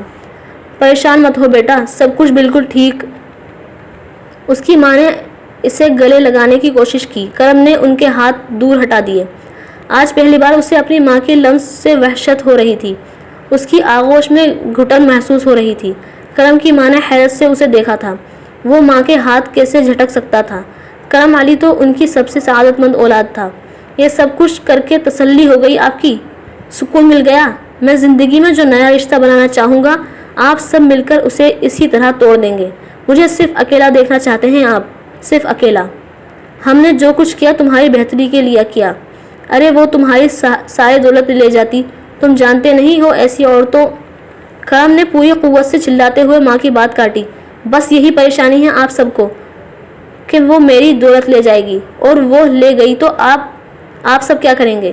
سب کو سانپ سونگ گیا تھا۔ زندگی میں پہلی دفعہ ان میں سے کسی نے کرم کو یوں چلاتے ہوئے سنا تھا۔ کرم میرے بچے، میں اس کی ماں حواس باختہ ہو گئی۔ کرم کی خوشی یا زندگی میں تو کسی کو دلچسپی نہیں ہے۔ کتنی دولت لے لیتی وہ مجھ سے، اس سے زیادہ جتنی میں اتنے سالوں سے آنکھیں بند کی آپ سب پر لٹا رہا ہوں۔ بیٹا خونی رشتہ ہے ہمارا تم سے، یہ سب بہن بھائی ہیں تمہارے۔ اس کی ماں نے آگ پر پانی ڈالنے کی کوشش کی۔ خونی رشتہ ہے، اسی لیے تو اپنے آپ کو استعمال ہونے دیا میں نے۔ استعمال؟ ہم لوگوں نے آپ کو استعمال کیا؟ آصف نے پہلی بار زبان کھولی۔ ہاں، تم سب نے مجھے زندگی میں سیڑھیاں چڑھنے کے لیے پائیدان بنایا اور ساری عمر پائیدان ہی سمجھا۔ آپ ہم پر الزام نہ لگائیں بھائی جان، یہ اس کی چھوٹی بہن تھی تو احسان کرنے کے بعد اب احسان جتانے بیٹھ گیا ہے۔ تو احسان کرنے کے بعد اب احسان جتانے بیٹھ گیا ہے۔ کرم کی ماں اب کچھ خفا ہونا شروع ہو گئی تھی۔ ابتدائی حواس باختگی غائب ہو گئی تھی۔ احسان نہیں جتا رہا، صرف یہ بتا رہا ہوں کہ احسان کرنا صرف میرا فرض نہیں ہے، آپ سب کا بھی فرض ہے۔ آپ کے جتنا پیسہ میرے پاس ہوتا تو میں اپنے بہن بھائیوں کو اس سے کہیں زیادہ دیتا جو آپ نے ہمیں دیا۔ یہ آصف تھا۔ بس یہی چیز ہے نا تم سب کے دلوں میں کہ مجھے تم لوگوں کو اور زیادہ دینا چاہیے۔ زیادہ کی کوئی حد ہے تم سب کے نزدیک؟ وہ زہریلے لہجے میں کہہ رہا تھا۔ کاغذ پر لکھ کر دے دو مجھے کہ تم لوگوں کو کتنے کروڑ چاہیے۔ کتنا پیسہ دوں میں تم لوگوں کو کہ تمہارے جسم میں میرے لیے بہنے والا پانی خون بن جائے۔ اس نے وہاں سے پلٹنا چاہا۔ اس کی ماں نے اس کا بازو پکڑ لیا۔ اس کے پیچھے مت جاؤ کرم، انہوں نے اسے روکنا چاہا تھا۔ اس نے بازو سے ماں کا ہاتھ ہٹا دیا۔ وہ میری زندگی ہے، زندگی کے پیچھے کون نہیں جاتا؟ میں نے اپنی ساری زندگی صرف آپ کے کہنے پر ان سب کے لیے ضائع کر دی۔ وہ میری واحد خوشی تھی۔ میں بڑے مان سے اسے آپ کے پاس لایا تھا۔ یہ سب نہ صحیح، اسے قبول کر کے آپ ہی میرا مان رکھ لیتی۔ زندگی میں پہلی بار کرم کی ماں بول نہیں سکی تھی۔ زندگی میں پہلی بار اس نے ان کے سامنے کھڑے ہو کر ایک گلہ کیا تھا۔ زندگی میں پہلی بار وہ ضمیر کی چبھن کا شکار ہوئی تھی۔ کرم تو لے آ اسے، تیری خوشی اور پسند ہے تو بس ٹھیک ہے، مجھے کوئی اعتراض نہیں ہے، میں اسے اپنے سینے سے لگا کر رکھوں گی۔ اس کی ماں رونے لگی تھی۔ آپ کیا کہہ رہی ہیں امی؟ آصف گڑبڑا گیا تھا۔ زندگی میں پہلی بار ماں نے کھڑے کھڑے پلٹا کھایا تھا۔ بس چپ ہو جاؤ سارے، کوئی کچھ نہیں بولے گا اس بارے میں۔ تو جا کرم، اگر وہ باہر کھڑی ہے تو لے آ اسے۔ وہ بہت بے یقینی سے ماں کو دیکھتا رہا، عجیب سے اطمینان اور بے یقینی کے ساتھ۔ کیا واقعی وہ اس کی پسند کو قبول کر لینے والے تھے؟ بس آ گئی تھی۔ زینی کے کانوں میں گونجنے والی آوازیں ایک لمحے کے لیے جیسے بند ہوئیں۔ اس نے سینما میں مرد تماشائیوں کے منہ سے اپنے لیے اس سے کہیں غلیظ اور رقیق باتیں سنی تھیں جتنی اس نے کرم کے گھر والوں کی زبان سے سنی تھی، لیکن ان لفظوں کے نشتر نے کبھی اسے اس طرح نہیں کاٹا تھا جس طرح کرم کے گھر والوں کی باتوں نے کاٹا تھا، کیونکہ وہ سب کچھ کرم کے سامنے کہا گیا تھا اور وہ خاموش رہا تھا، تماشائی بن گیا تھا۔ اس نے زینی کی عزت کو اپنی عزت کیوں نہیں سمجھا؟ کیا اس لیے کہ کہیں نہ کہیں اس کے دل میں بھی اس کے لیے یہی سب کچھ تھا جو وہ اس کے خاندان کی زبان سے سن رہی تھی؟ وہ آوازیں پھر آنے لگیں۔ وہ بس پر چڑھ گئی۔ پھر اسے یاد آیا اس کے ہاتھ میں پرس نہیں تھا۔ وہ کچھ دیر ڈرائیور کا چہرہ دیکھتی رہی، پھر اس نے جیب میں ہاتھ ڈال کر وہ سکے نکالے تھے جو اسے ان بھکاریوں کو دینے تھے۔ اس نے ڈرائیو وے کے سامنے وہ سکے ڈال دیے اور آگے بڑھ گئی۔ ڈرائیور نے اسے آوازیں دینے کی متوجہ کرنے اور ٹکٹ کو اور باقی رقم دینے کی کوشش کی تھی، لیکن وہ تب تک بس کے پچھلے حصے میں پہنچ چکی تھی۔ بس بالآخر چل پڑی اور ایک سیٹ پر بیٹھ کر وہ کھڑکی سے باہر دیکھنے لگی۔ بس سے باہر اس کی نظروں کے سامنے اس کی زندگی کی فلم چلنے لگی تھی۔ ضیا، نفیسہ، سلمان، ربیعہ، زہرہ، شیراز سب اس کی نظروں کے سامنے آنے لگے تھے۔ کرم کہیں غائب ہو گیا تھا۔ کرم نے باہر نکلتے ہی اسے دور تک ڈھونڈنے کی کوشش کی تھی، شاید کہیں کھڑی ہو۔ وہ کہیں نہیں تھی۔ وہ تیزی سے اپنی گاڑی کی طرف آیا اور اس نے گاڑی میں بیٹھ کر گاڑی سٹارٹ کرنے کی کوشش کی۔ گاڑی سٹارٹ نہیں ہوئی۔ اس سے کیا ہوا تھا؟ وہ 5 منٹ تک گاڑی سٹارٹ کرتا رہا۔ وہ بری طرح جھنجھلا رہا تھا۔ اس سے پہلے کبھی اس گاڑی کو کچھ نہیں ہوا تھا، اور اب یہ خراب اس وقت ہوئی تھی جب اسے اس کی سب سے زیادہ ضرورت تھی۔ ہونٹ کاٹتے ہوئے وہ گاڑی سے نکل آیا۔ مین روڈ قریب تھی۔ وہ جانتا تھا چند منٹ چلنے کے بعد اسے بس مل جاتی، اور یہ بھی ممکن تھا زینی ہی مل جاتی۔ وہ ایک بار پھر اس خبر کے بارے میں سوچنے لگا اور اسے ندامت ہو رہی تھی ایک خبر پڑھ کر وہ ایک دم اس طرح ریئیکٹ کیوں کرنے لگا تھا۔ آخر زینی اس سے جھوٹ کیوں بولتی، اسے دھوکہ کیوں دیتی؟ اور پھر اس کی ساری فیملی جو اس شادی کے لیے آ رہے تھے، ان سے ایک ہفتے کے دوران ہونے والی بات چیت سے اسے اندازہ ہو گیا تھا کہ وہ کیسے لوگ تھے۔ پھر یہ کیوں ہوا کہ ایک خبر پڑھ کر اسے زینی کے بارے میں بس اسٹاپ آ گیا تھا اور وہاں چند لوگ کھڑے تھے مگر زینی نہیں تھی۔ وہ کچھ مایوس ہوا۔ اسے دور سے مطلوبہ بس نظر آتی دکھائی دے رہی تھی۔ وہ تقریباً بھاگتے ہوئے بس اسٹاپ پر پہنچا۔ وہ اس بس کو مس نہیں کرنا چاہتا تھا۔ چند منٹوں میں بس وہاں تھی۔ وہ بس پر چڑھ گیا۔ زینی بس سے اتر گئی۔ ڈرائیو وے نے ایک بار پھر اس کے عقب میں آوازیں دیتے ہوئے اسے روکنے اور اس کی بقیہ رقم دینے کی کوشش کی تھی، لیکن وہ اس بار بھی ناکام رہا۔ اسے یقین تھا اس ایشین عورت کا ذہنی توازن ٹھیک نہیں تھا، اس کے باوجود وہ اس کی خوبصورتی سے بری طرح متاثر ہوا تھا۔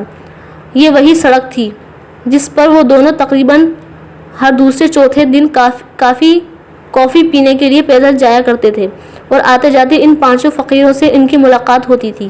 زینی فٹ پاتھ پر چلنے لگی۔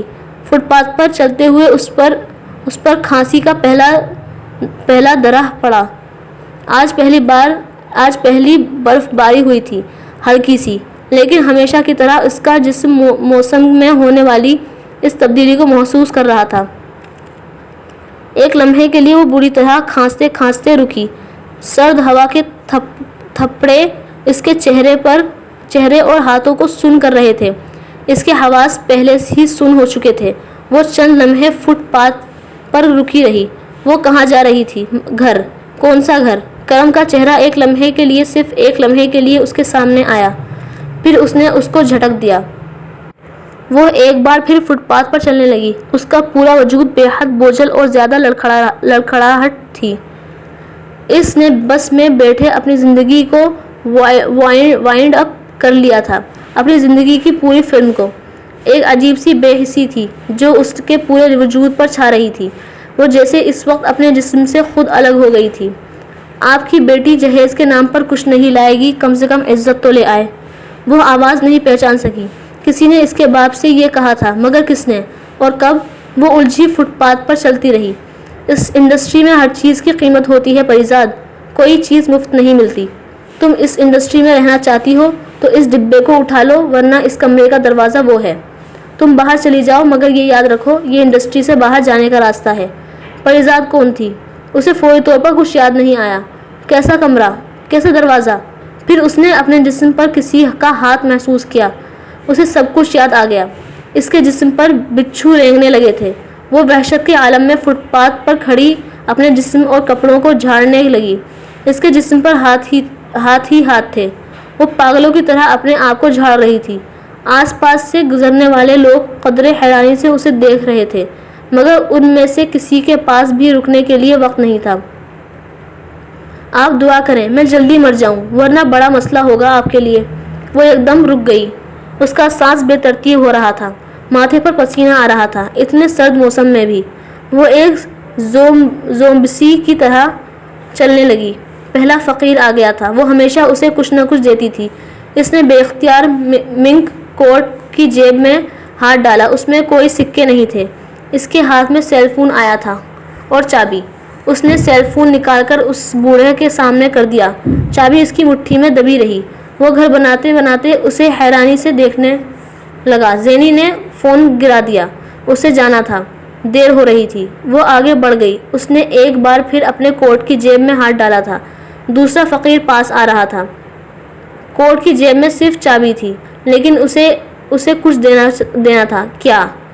کیا؟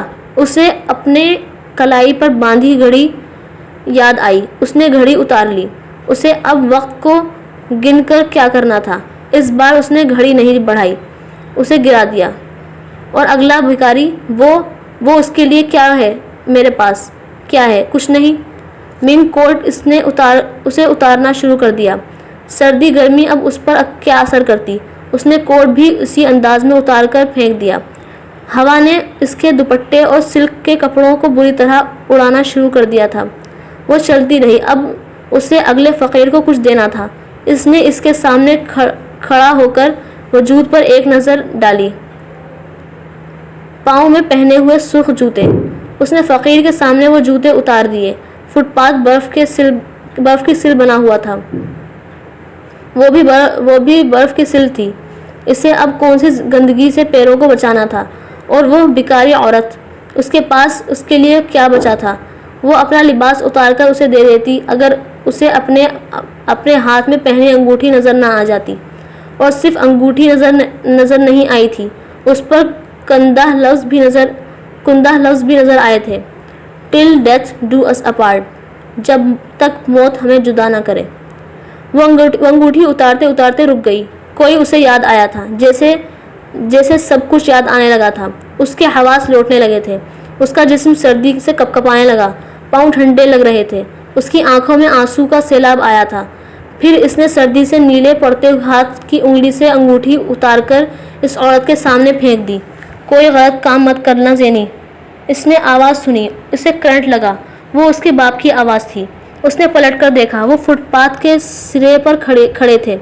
وہ ساخت ہو گئی تھی۔ وہ اتنے سال بعد پہلی بار انہیں سامنے دیکھ رہی تھی۔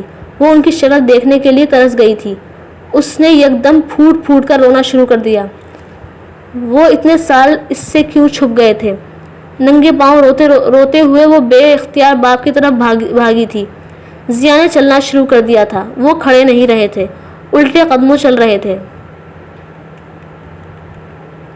بس میں بیٹھے اسے پہلی بار اپنی پینٹ کی جیب میں سیل فون کی موجودگی کا احساس ہوا۔ اس نے بے اختیار اپنی جیب میں ہاتھ ڈالا اور ایک عجیب سی خوشی کا احساس ہوا اسے۔ سیل فون اس کی پینٹ کی جیب میں تھا۔ اس کا خیال تھا وہ اس لانگ کوٹ کی جیب میں تھا جو وہ آصف کے گھر دروازے کے عقب میں لٹکا کر بھول آیا تھا۔ سیل فون نکال کر اس نے ایک کے بعد ایک کئی بار اسے کال کیا۔ بیل بجتی رہی۔ زینی نے ریسیو نہیں کی تھی۔ اسے یہی توقع تھی۔ وہ جانتا تھا وہ اب تک اپنے اپارٹمنٹ پر پہنچ چکی ہوگی اور بیٹھ کر رو رہی ہوگی۔ اسے یقین تھا کہ وہ اس کے لیے دروازہ بھی نہیں کھولے گی۔ ایک بار پھر اس نے بے اختیار اپنی جیب میں ٹٹولنا شروع کی۔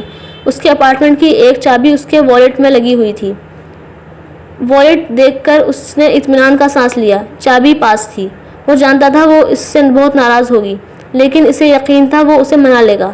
وہ جانتی تھی وہ اس سے کتنی شدید محبت کرتا تھا۔ یہ کیسے ممکن تھا کہ وہ اس کی اس غلطی پر اسے معاف نہ کرتی؟ لیکن غلطی ہوئی کیوں تھی؟ وہ ایک بار پھر خود کو اینالائز کرنے لگا تھا۔ مجھ سے غلطی ہوئی، ابو مجھے معاف کر دیں۔ وہ بچوں کی طرح بلک کر روتے ہوئے باپ کے پیچھے کسی مقناطیس کی طرح جا رہی تھی۔ وہ اب انہیں اپنی نظروں سے اوجھل نہیں ہونے دینا چاہتی تھی۔ وہ فٹ پاتھ پر آتے جاتے لوگوں سے ٹکراتی، بس ان کے پیچھے بھاگتی ہی جا رہی تھی۔ تم نے بہت ستایا ہے مجھے زینی، اس نے ضیا کو کہتے سنا۔ وہ برہم تھے۔ لیکن میں اب کبھی نہیں ستاؤں گی، کبھی نہیں۔ ایک بار معاف کر دیں، مجھے اپنے پاس آنے دیں۔ فٹ پاتھ سے گزرنے والے لوگ اس بھاگتی روتی اپنے آپ سے باتیں کرتی ہوئی لڑکی پر ترس کھاتے ہوئے اسے پلٹ کر دیکھ رہے تھے۔ وہ خوبصورت تھی لیکن پاگل تھی۔ مجھ سے پوچھے بغیر تم گھر سے چلی گئیں۔ میں تمہیں ڈھونڈ کر خوار ہو گیا۔ تمہیں ذرا خیال نہیں آیا باپ کا؟ اور وہ اب بلکنے لگی۔ مجھے خیال آیا تھا، بار بار آتا تھا، لیکن میرے ساتھ سب نے برا کیا۔ آپ نے دیکھا نا میرے ساتھ کس طرح سب نے برا کیا۔ اس کی کھانسی بڑھ رہی تھی۔ تم نے بھی سب کے ساتھ برا کیا۔ میں نے یہ سب کچھ سکھایا تھا تمہیں؟ وہ اسے ملامت کر رہے تھے۔ میں اب آپ کی ساری باتیں مانوں گی، کبھی گھر سے باہر نہیں جاؤں گی، بس آپ مجھے اپنے پاس آنے دیں۔ وہ بلک کر روتے ہوئے کہہ رہی تھی۔ ضیا نہیں رکے تھے۔ وہ اب سڑک کراس کرنے لگے تھے۔ وہ بھی بھاگتی ہوئی ان کے پیچھے سڑک کراس کرنے لگی تھی۔ سڑک پر چلنے والی 3-4 گاڑیوں کے ڈرائیور نے بیک وقت بریک لگائے تھے۔ یہ نہ کرتے تو اس روڈ پر بہت بڑا حادثہ ہوتا۔ بس کا دروازہ کھلتے ہی اس نے بے اختیار جھرجھری لی اور پھر اسے یاد آیا وہ اپنا کوٹ جلدی میں گھر ہی بھول آیا تھا۔ بس سے نیچے اترتے ہوئے اس نے ہاتھ اپنی جیکٹ کی جیبوں میں ڈال لیے۔ موسم کی پہلی برف باری ہو چکی تھی، اگرچہ وہ بہت مختصر وقت کے لیے ہوئی تھی، مگر محکمہ موسمیات نے اگلے چند گھنٹوں میں مزید اور طویل برف باری کی پیش گوئی کی تھی۔ فٹ پاتھ پر برف کی بے حد ہلکی اور معمولی سی تہ نظر آ رہی تھی، جس نے فی الحال لوگوں کی زندگیوں کو مفلوج کرنا اور انہیں عمارتوں کے اندر رکنے پر مجبور کرنا شروع کیا تھا۔ وہ فٹ پاتھ بھی اس کے لیے شناسا تھا۔ اس کے گھر تک وہ دونوں اتنی بار اس پر چلتے رہے تھے کہ اس فٹ پاتھ پر بیٹھے 5 بھکاری تک اس کے شناسا بن گئے تھے۔ وہ اب باقاعدہ بھیک لیتے ہوئے ان سے مسکراہٹوں اور گریٹنگز کا تبادلہ کیا کرتے تھے۔ اسے شک تھا وہ ان دونوں کا نام بھی جانتے تھے، اور نام نہیں تو کم سے کم یہ ضرور جانتے تھے کہ وہ پاکستانی ہیں، انڈین نہیں، اور ان دونوں کا رشتہ شاید اس کے بارے میں بھی انہیں اندازہ تھا۔ اس کا پاؤں یکدم پھسلا۔ سوچوں سے واپس آتے ہی اس نے بے اختیار خود کو سنبھالا کنکریٹ کے اس فٹ پاتھ پر وہ گرتا تو اسے کتنی بری چوٹ آ سکتی تھی۔ وہ ہر بار اس فٹ پاتھ پر اسی جگہ پھسل جاتا تھا۔ جب اس کا یہ پھسلنا معمول بننے لگا تو وہ ناراض ہونے لگی اور وہ مزید شرمندہ، اور اب کچھ عرصے سے وہ فٹ پاتھ پر مخصوص جگہ آنے سے پہلے ہی اس سے کہنا شروع کر دیتی، پھسلنے والی جگہ آنے لگی ہے، اب دھیان سے پاؤں رکھنا۔ وہ بے حد محتاط ہونے اور اس کی اس تنبیہ کے باوجود وہاں کئی بار پھسلا تھا، اور وہ بے اختیار اس کو سہارا دیتے ہوئے کہتی، مجھے لگتا ہے تم اس لیے یہاں پھسلتے ہو تاکہ میرا ہاتھ پکڑ سکو۔ تمہارا ہاتھ پکڑنے کے لیے مجھے پھسلنے کی ضرورت نہیں ہے، وہ جھنجھلا کر کہتا۔ وہ رک جاتی اور اس سے چند قدم دور ہو کر بے حد تیکھے انداز میں اس سے کہتی، اچھا تمہارا کیا خیال ہے، بغیر وجہ کے اتنی آسانی سے ہاتھ پکڑا دوں گی تمہیں؟ میں ہاتھ پکڑانے کی بات نہیں کر رہا، ہاتھ پکڑنے کی بات کر رہا ہوں۔ وہ کچھ اور جھنجھلاتا، اتنی ہمت ہے، ذرا پکڑ کر تو دکھاؤ۔ وہ بے حد ناراضی کے عالم میں اپنے دونوں ہاتھ اپنے عقب میں کر کے اس کو چیلنج کرتی۔ وہ چند لمحے اس کو گھورتا، وہ جانتی تھی وہ اس کا ہاتھ پکڑنے کی کوشش نہیں کرے گا، اور اسے بھی پتا تھا کہ وہ یہ بات جانتی ہے۔ 2 منٹ کی اس لڑائی کے بعد دونوں ہمیشہ کی طرح ساتھ ساتھ چلنے لگتے۔ اس کے پچھتاوے میں کچھ مزید اضافہ ہوا۔ جیب سے سیل فون نکال کر اس نے ایک بار پھر اس کو کال کرنے کی کوشش کی، یہ جاننے کے باوجود کہ وہ اس کی کال ریسیو نہیں کرے گی۔ وہ راستے میں 15 دفعہ اسے کال کر چکا تھا، ہر بار بیل ہوتی رہی تھی۔ 16ویں بار پھر اس نے کسی موہوم سی امید کے تحت کال ملائی۔ فٹ پاتھ پر چلتے ہوئے اس نے ایک دوسری جگہ سے ٹھوکر کھائی تھی۔ سیل فون کان سے لگائے بے یقینی کے عالم میں اس کے قدم رک گئے۔ دوسری طرف بیل ہو رہی تھی اور پہلے کی طرح کسی نے کال ریسیو نہیں کی تھی۔ اس کے پیروں کو روک دینے والی یہ چیز تھی بلکہ اس کے سیل فون کی رنگ ٹون تھی جو اس کے آس پاس کہیں بج رہی تھی۔ "If tomorrow never comes" کا وہ رنگ ٹون اس سیل فون میں اس کے منتخب کردہ تھی، سے جس تواتر سے ہو رہی تھی، وہ رنگ ٹون اسی تواتر سے گونج رہی تھی۔ اس نے کال ختم کر دی۔ وہ جان گیا تھا وہ فون کہاں ہو سکتا تھا، مگر وہاں کیوں تھا؟ وہ چند قدم آگے بڑھ کر 1 سیکنڈ میں اس فٹ پاتھ پر بیٹھے ہوئے 5 بھکاریوں میں سے اس کے پاس پہنچ گیا۔ وہ مسکراتے ہوئے سیل فون اپنے ہاتھ میں بلند کیے اس کی طرف دیکھ رہا تھا۔ وہ اس کے سامنے کھڑا اس قیمتی سیل فون کو دیکھ رہا تھا۔ یہ سیل فون چند ہفتے پہلے ہی اس نے اسے گفٹ کیا تھا۔ وہ جانتا تھا اس سیل فون کی میموری میں محفوظ واحد نام اور کانٹیکٹ نمبر اس کا تھا۔ واحد تمہارا نام ہے جسے دیکھ کر مجھے کچھ محسوس ہوتا ہے، باقی ہر نام کے ساتھ صرف یادیں جڑی ہیں، اور میں ان یادوں سے فرار چاہتی ہوں۔ تمہارا نام کافی ہے میرے لیے۔ اس نے سیل فون میں اس کا نام محفوظ کرتے ہوئے کہا تھا۔ اسے یقین تھا اس سیل فون میں اور کسی کا نام نہیں تھا۔ اس کی فون بک اس کے نام سے شروع ہو کر اسی کے نام پر ختم ہو جاتی تھی، اور اب وہ قیمتی فون سڑک پر بیٹھے اس بوڑھے بھکاری کے ہاتھ میں تھا جو ہر روز وہاں بیٹھا تاش کے پتوں سے مختلف چیزیں بناتا رہتا تھا یا اکیلا بیٹھا تاش کھیلتا رہتا۔ آج وہ تاش کھیل رہا تھا۔ ہوا اتنی تیز تھی کہ وہ تاش کے پتے کھڑے نہیں کر سکتا تھا۔ وہ اس کے پاس سے گزرتے ہوئے کئی بار اس کے پاس بیٹھ کر تاش کھیلنا شروع کر دیتی، اور وہ احمقوں کی طرح فٹ پاتھ کی دیوار کے ساتھ ٹیک لگائے اس کو یکے بعد دیگر بازی پر ہارتے دیکھتا رہتا۔ وہ دیکھتا تھا کہ ہمیشہ چھوٹی چھوٹی غلطیوں پر وہ آخری لمحوں میں بازی ہار جاتی تھی۔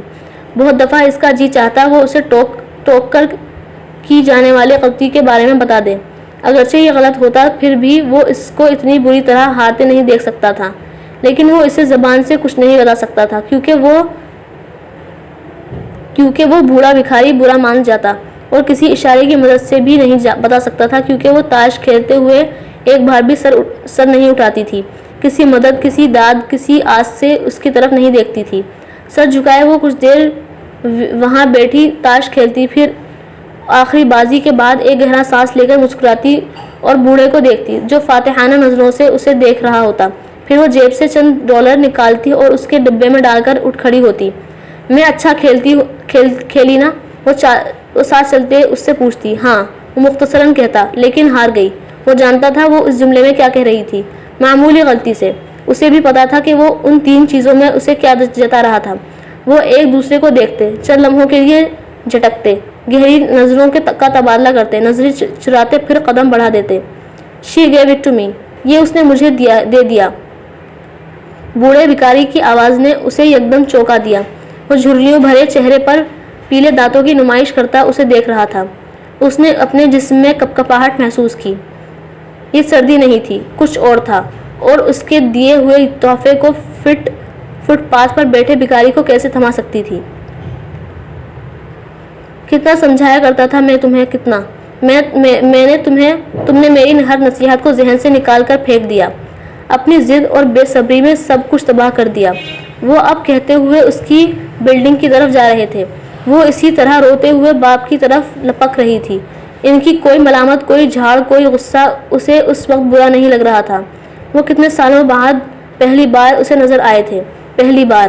اس کے ہاتھ اور پاؤں نیلے اور سوج رہے تھے، سرد کاٹ دار ہوا کے تھپیڑے اس کی ہڈیوں میں سلاخوں کی طرح اتر رہے تھے۔ اس کے پورے جسم اور گردن پر خون کی رگیں آہستہ آہستہ ابھرنا شروع ہو گئی تھی۔ اس کی کھانسی بلڈنگ کے اندر آ کر بھی نہیں رکی تھی، نہ کھانسی، نہ آنکھوں اور ناک سے نکلتا پانی۔ وہ اب منہ کھول کر جدوجہد کرتے ہوئے سانس لے رہی تھی۔ اسے ناک سے سانس لینے میں وقت ہو رہی تھی، لیکن وہ خوش تھی۔ باپ اس کے بلڈنگ میں آ گیا تھا۔ وہ لفٹ میں باپ کے ساتھ تھی، لیکن باپ چند لوگوں کے پیچھے جا کھڑا ہوا تھا۔ اس نے ان لوگوں کو ہٹا کر باپ تک جانے کی کوشش کی، وہ ناکام رہی۔ لفٹ میں اتنی جگہ نہیں تھی۔ لفٹ میں کھڑے لوگوں نے اس سے کچھ کہنا شروع کیا تھا۔ ضیا یکدم خاموش ہو گئے تھے۔ وہ بس اسے دیکھ رہے تھے، وہ بے حد اداس اور رنجیدہ آنکھوں سے۔ وہ جانتی تھی ایسا ہی ہوگا۔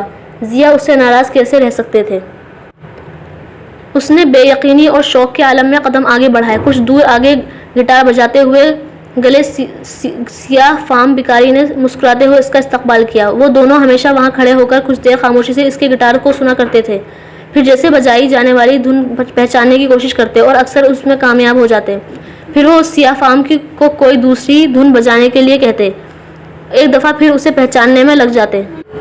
آج سیاہ فام کی انگلیاں آج بھی بڑی تیزی سے گٹار بجا رہی تھیں، مگر وہ آج وہاں کسی دھن کو بوجھنے نہیں آیا تھا۔ وہ اس کے ڈبے میں پڑے سکوں اور نوٹوں میں اس چیز کو دیکھنے آیا تھا جو وہاں وہ پھینک کر گئی تھی۔ وہ چیز سامنے ہی پڑی تھی، گچی کی وہ گھڑی جو اس نے اس کی پچھلی سالگرہ پر دی تھی۔ تم اسے پہنو گی تو وقت قیمتی ہو جائے گا۔ وہ گھڑی کا کیس ہاتھ میں پکڑے اس پر ایک نظر ڈال کر مسکرائی۔ کس کا وقت؟ میرا یا تمہارا؟ تمہارا۔ وہ بھی مسکرایا۔ لیکن میرے پاس تو وقت ہے ہی نہیں، اس نے لاپرواہی سے کندھے اچکاتے ہوئے کہا۔ تمہیں پتہ ہے میں نے زندگی میں کبھی ریسٹ واچ نہیں پہنی۔ کیوں؟ اس نے دلچسپی سے کہا۔ مجھے وقت کی کلائی پر باندھنے کی بجائے مٹھی میں قید رکھنا زیادہ آسان لگتا ہے۔ اس نے عجیب سے لہجے میں اس کی دی ہوئی بیش قیمت گھڑی کو دیکھتے ہوئے کہا۔ مجھے لگتا ہے وقت کلائی پر ہو تو یہ انتظار کروانے لگتا ہے، تو اس سے کیا فرق پڑتا ہے؟ وہ چونکا۔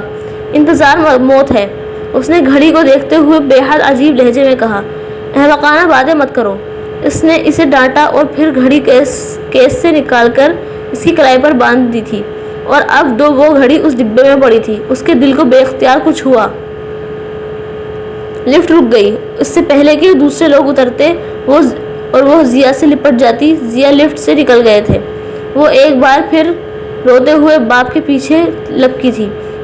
پھر اس نے انہیں اپنے اپارٹمنٹ کے دروازے کے سامنے جا کر غائب ہوتے دیکھا۔ وہ پھولے ہوئے سانس کے ساتھ آ کر وہاں کھڑی ہو گئی۔ وہ اندر گئے تھے، اسے یقین تھا وہ اندر تھے۔ اس نے مٹھی میں دبی چابی سے دروازہ کھولنے کی کوشش، اسے کئی منٹ لگ گئے۔ اس کی انگلیاں کام نہیں کر رہی تھیں، وہ بری طرح سوجی ہوئی تھی اور وہ بالکل بے حس ہو رہی تھی۔ اسے دیکھنا تھا وہ اگلے بھکاری کو کیا دے گئی تھی۔ اس بار اسے کسی ڈبے میں جھانکنا نہیں پڑا۔ وہ اسپینش ہپی جسے وہ ہر وقت نشے میں دیکھتے تھے اور جو کچھ ہوش میں ہوتا چند رنگین بالز کو ہوا میں اچھالتے کرتب دکھاتا رہتا یا چند گلاسز کو ہوا میں اچھالتا رہتا۔ وہ ہپی وہ منگ کوٹ پہنے ہوئے تھا جو اس نے نئے سال پر اسے تحفے میں دیا تھا۔ وہ لیڈیز منگ کوٹ کو اپنے دبلے پتلے جسم پر چڑھائے بے حد مضحکہ خیز مگر بے حد خوش نظر آ رہا تھا۔ اس کا دل بے اختیار ڈوبا۔ اس نے اس دن وہ قیمتی منگ کوٹ پہلی بار پہنا تھا اس خاص موقع پر، اور اب وہ ایک متروکہ چیز بن گئی تھی۔ مائی گاڈ! وہ اس کوٹ کو دیکھ کر بے اختیار چلائی تھی۔ تمہیں پسند نہیں آیا کیا؟ وہ جان بوجھ کر انجان بنا۔ اس منگ کوٹ کی قیمت میں 10 بہت اچھے کوٹ آ جاتے۔ تم ایک بے حد فضول خرچ آدمی ہو۔ وہ واقعی ناراض تھی۔ تو کیا اسے واپس کر کے 10 اچھے اور شاندار کوٹ لاؤں تمہیں؟ اس نے اسی انداز سے کہا۔ کتنا روپیہ تم نے عورتوں میں اس طرح کی منگ کوٹ بانٹنے پر ضائع کیا ہوگا؟ وہ اس کا منہ دیکھ کر رہ گیا۔ کون سی عورتیں؟ اس نے بے ساختہ پوچھا۔ اچھا، اب ناراض ہونے کی ضرورت نہیں ہے، وہ مدافعانہ انداز میں بولی۔ اسے اندازہ ہو گیا تھا کہ اس نے کوئی غلط بات کہہ دی تھی۔ وہ جواب دینے کے بجائے بے حد ناراض ہو کر اس کے اپارٹمنٹ سے باہر نکل آیا تھا۔ وہ حواس باختہ اس کے پیچھے بھاگتی ہوئی آئی۔ مذاق کر رہی تھی؟ اچھا، اب بس ختم کرو بات کو۔ Okay, I am sorry. اب کیا تم یہ چاہتے ہو کہ میں تمہارے سامنے ہاتھ جوڑوں؟ اچھا، کم سے کم تم کچھ کہو تو صحیح۔ اب ایکسکیوز کر تو رہی ہوں، اور اب کیا کروں؟ کیا مر جاؤں؟ وہ اس کے پیچھے گاڑی تک آتے آتے روحانی ہو گئی تھی۔ وہ بے اختیار رکا۔ میں پہلے تو شاید مان جاتا، مگر یہ بیہودہ بات جو اب تم نے کہی ہے، وہ واقعی بے حد غصے میں آ گیا تھا۔ تم مجھے تحفے مت دیا کرو۔ اس نے بے اختیار اس کی بات کاٹ کر بے حد سنجیدہ لہجے میں کہا۔ کیوں؟ اس کے ماتھے پر بل پڑ گئے۔ کیونکہ میں تمہارے اتنے قیمتی تحفوں کے بدلے اتنے قیمتی تحفے نہیں دے سکتی۔ تو تم سے تحفے مانگ کون رہا ہے؟ ہاں، کوئی نہیں مانگ رہا، مگر مجھے اپنا آپ بہت چھوٹا لگنے لگتا ہے۔ اس کی بنیادی وجہ یہ ہے کہ تمہارا دماغ چھوٹا ہے، اور چھوٹے دماغ کے ساتھ انسان صرف چھوٹی باتیں سوچتا ہے۔ اس نے بے اختیار اسے وہیں کھڑے ڈانٹا، اور پھر اگلے 10 منٹ وہیں پارکنگ میں گاڑی کے پاس کھڑا مسلسل بولتا رہا تھا۔ کسی سمجھدار مرد کو کسی بیوقوف عورت سے محبت نہیں کرنا چاہیے۔ اس نے بالآخر بات ختم کرتے ہوئے کہا۔ چلو، پھر تو سارا جھگڑا ہی ختم ہوا، کیونکہ نہ میں بیوقوف عورت ہوں، نہ تم سمجھدار مرد ہو۔ آؤ واپس چلیں۔ وہ اس کا بازو پکڑ کر کھینچتے ہوئے بے ساختہ بڑے اطمینان سے بولی تھی۔ وہ چند لمحے ہونٹ بھینچ کر اسے دیکھتا رہا، پھر ایک دم ہنس پڑا۔ یہ احساس تک نہیں تم کو کہ اتنی سردی میں یہاں لا کر کھڑا کر دیا ہے؟ دیکھو، میرے ہاتھ تک نیلے ہو گئے ہیں۔ اپارٹمنٹ تک واپسی کے 5 منٹ میں وہ بولتی رہی تھی، اور وہ ہنستا رہا تھا۔ ہپی کے ہاتھ سے بے اختیار ایک بال گر کر اس کے پیروں کے پاس آئی۔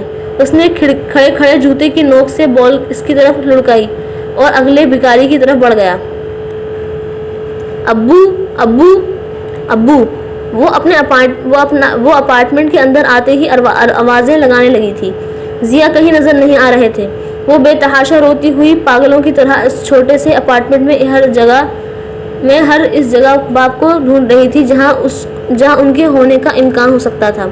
وہ کہیں نہیں تھے، اور وہ پھر بھاگتے ہوئے اپارٹمنٹ کے بیرونی دروازے کی طرف لپکی۔ شاید وہ باہر ہوں گے، اس انتظار میں کہ وہ ان کے دروازہ کھولے، یا پھر کہیں دوبارہ لفٹ کے ذریعے بلڈنگ سے باہر۔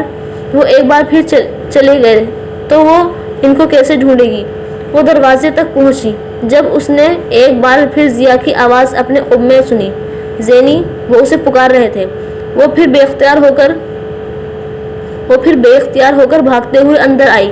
وہ وہاں نہیں تھے۔ ابو ابو ابو! وہ پھر پھرتے ہوئے رونے لگی۔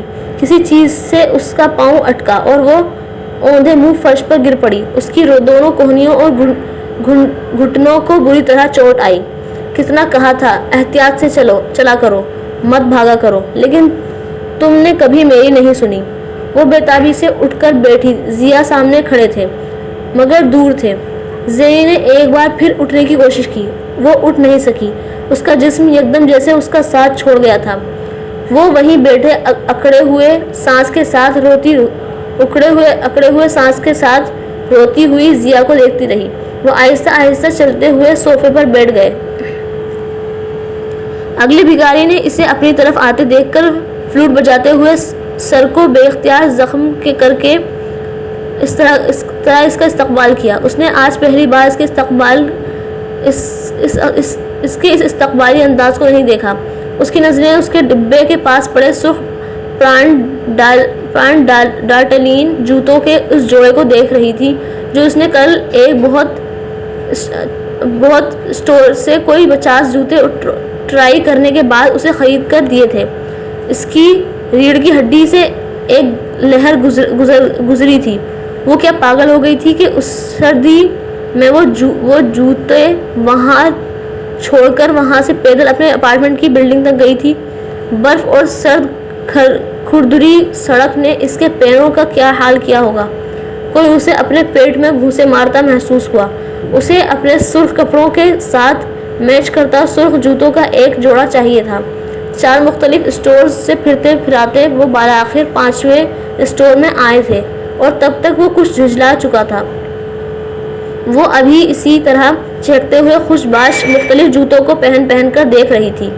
تمہیں آخر کس قسم کا جوتا چاہیے؟ اس نے 15واں جوڑا ٹرائی کرنے کے بعد ریجیکٹ کر دیا تو اس نے بالآخر تنگ آ کر پوچھا۔ اس نے جواب میں بے حد سنجیدگی سے اسے جوتے کی شکل، معیار، اسٹائل اور رنگ کے بارے میں جو 3 منٹ کا لیکچر اسے دیا تھا اس سے وہ صرف یہ اخذ کر سکتا تھا کہ اسے اسٹیلیٹو ہیلو والا ایک سرخ جوتا چاہیے۔ تم کسی اور رنگ کا جوتا کیوں نہیں خرید لیتی؟ 7ویں اسٹور کے دروازے سے اندر داخل ہوتے ہوئے حفظ ما تقدم کے طور پر اس نے کہا۔ اس نے جواباً اسے اتنی ملامت بھری نظروں سے دیکھا تھا کہ وہ بے اختیار شرمندہ ہو گیا۔ میرے کپڑے سرخ رنگ کے ہیں۔ اس نے ایک لفظ پر زور دیتے ہوئے اس طرح کہا جیسے کوئی بڑا کسی بچے کو سمجھاتا ہے۔ اس لیے کامن سینس تو یہی کہتی ہے کہ مجھے سرخ جوتے ہی خریدنے چاہیے۔ اس نے مزید اضافہ کیا۔ اس نے دوبارہ کچھ بولنے کی زحمت نہیں کی تھی۔ کہیں نہ کہیں ایک سرخ جوتوں کا جوڑا ہوگا تو اس کے نام کا ہوگا، اور مجھے کیا کرنا ہے؟ مجھے صرف اس کو ایسکورٹ ہی تو کرنا ہے۔ اس نے جیسے خود سے طے کیا تھا، اور بالآخر جب اسے یقین ہونے لگا کہ شہر میں سرخ جوتوں کا ایسا کوئی جوڑا نہیں ہے جو اس کے نام کا ہے، تو اس نے جوتے پہن کر اسے دکھاتے ہوئے پوچھا، میرا خیال ہے یہ ٹھیک ہے، تمہیں کیسے لگ رہے ہیں؟ Just perfect.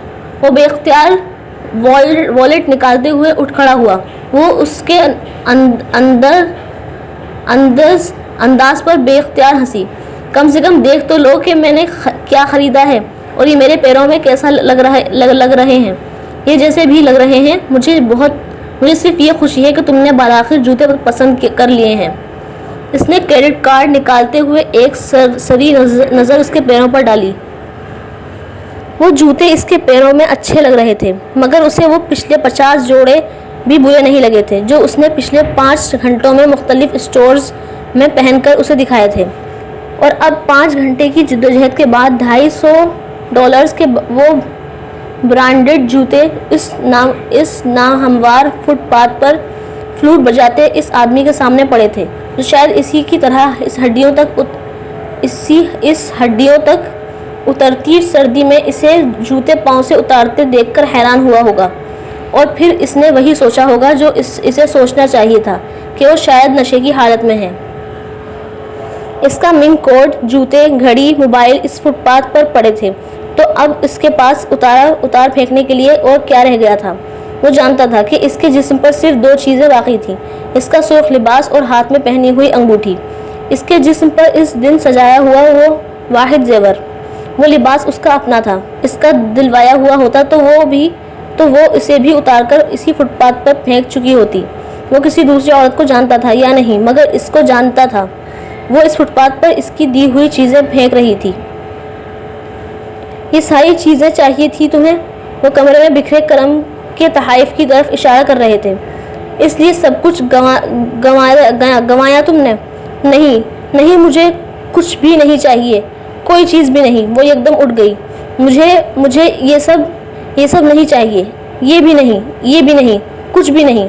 وہ لڑکھڑاتی گرتی پڑتی کمرے کی کھڑکی کھولے کرم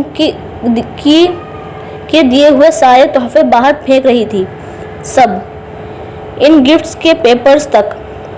کچن کاؤنٹر پر پڑی کرم کی کھینچی ہوئی تصویروں تک صرف چند منٹ میں کمرہ ان تمام چیزوں سے خالی ہو گیا تھا۔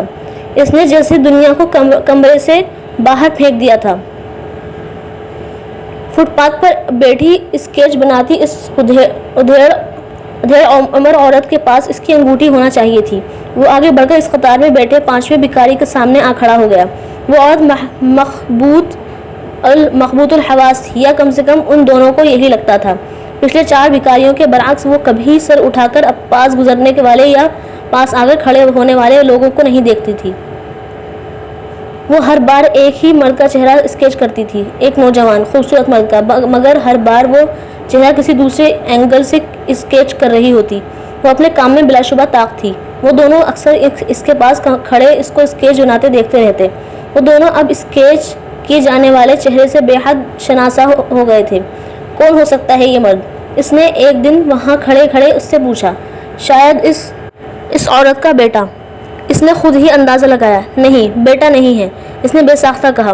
اس نے اس کے جواب پر چونک کر اسے دیکھا۔ وہ اسکیچ پر نظریں جمائے اپنے اور کوٹ میں دونوں ہاتھ ڈالے کھڑی تھی۔ تو پھر کون ہے؟ اس نے حیرانی سے پوچھا۔ اس نے گردن موڑ کر اسے دیکھا۔ اس کی نظروں اور چہرے پر بے حد عجیب سا تاثر تھا۔ چھوڑو، جانے دو، اس نے جواب دینے کے بجائے قدم آگے بڑھا دیے تھے۔ اس نے جواب کے لیے اصرار نہیں کیا، اسے جواب مل گیا تھا۔ وہ عورت اب بھی وہی چہرہ بنا رہی تھی اور اسکیچ کرتے اس کے دائیں ہاتھ کی ایک انگلی میں پلیٹینم کی وہ انگوٹھی تھی جو اس نے 7 دن 17 گھنٹے پہلے رات کے 3 بجے اسے دی تھی۔ میری سمجھ میں نہیں آ رہا کہاں گئی۔ وہ رات کے 3 بجے اس کے اپارٹمنٹ پہنچنے کے بعد اب اپنی جیکٹ اور کوٹ کی ایک جیب کو کھنگال چکا تھا اور اب جیکٹ کی جیبوں کو ایک بار پھر ٹرائی کر رہا تھا۔ کیا کہاں گئی؟ وہ اس کے قریب کھڑی تھی، منہ پر ہاتھ رکھے اپنی جمائی کو روکتے ہوئے۔ اس نے اپنی نیند سے بند ہوتی ہوئی آنکھوں کو بمشکل کھولتے ہوئے کہا۔ ایک رنگ تھی۔ وہ اب جیکٹ کی اندرونی جیب کو دوبارہ چیک کر رہا تھا۔ کیسی رنگ؟ وہ جمائیاں لیتے ہوئے صوفے پر بیٹھ گئی۔ نیند میں کھڑے رہنا اس کے لیے بے حد دشوار تھا۔ تھی ایک رنگ؟ وہ بے حد مایوسی سے جیکٹ کو آخری بار جھاڑتے ہوئے بولا۔ اور تو کوئی مسئلہ نہیں ہے نا؟ اس نے کشن کو سیدھا کرتے ہوئے پوچھا۔ کیا مسئلہ؟ وہ حیران ہوا۔ اب رات کو 3 بجے تم کسی کے گھر آؤ گے تو وہ تم سے یہی پوچھے گا نا؟ وہ اب کشنز کے ڈھیر کو صوفے کی ایک طرف کرتے ہوئے اس پر سر رکھ کر لیٹ گئی۔ جب جانے لگو تو دروازہ ٹھیک سے بند کر کے جانا۔ اب یہ کیا کر رہے ہو؟ اس نے آنکھیں بند کرتے ہوئے اسے ہدایت دینے کی کوشش کی، مگر آنکھیں بند کرنے سے پہلے ہی وہ یکدم اٹھ کر بیٹھ گئی۔ وہ لاؤنج میں پڑی کرسیاں ادھر ادھر ہٹا کر فرش پر کچھ تلاش کر رہا تھا۔ مجھے لگتا ہے یہیں پر کہیں گری ہے۔ اس نے مڑ کر اسے دیکھے بغیر کہا۔ میں سونے لگی ہوں، اور اب اگر تمہیں کوئی کرسی ہٹانا بھی ہے تو بالکل آواز نہیں ہونا چاہیے۔ اب ایک رنگ ڈھونڈنے کے لیے تم کیا پورا میرا اپارٹمنٹ کھود ڈالو گے؟ وہ ہلکی سی خفگی کے ساتھ بڑبڑائی اور ایک بار پھر کشنز کے اوپر سر رکھ کر اس نے آنکھیں موند لی۔ اس کا اندازہ ٹھیک تھا۔ وہ انگوٹھی اسے فرش پر ہی دروازے سے کچھ فاصلے پر پڑی ملی۔ اس نے بے اختیار اطمینان کا سانس لیا، مگر اس تلاش میں اسے 5 منٹ لگ گئے تھے، اور تب تک وہ صوفے پر گہری نیند سو چکی تھی۔ وہ انگوٹھی لے کر اس کے پاس آیا اور 2-3 بار اسے آواز دی، مگر اس نے آنکھیں نہیں کھولی۔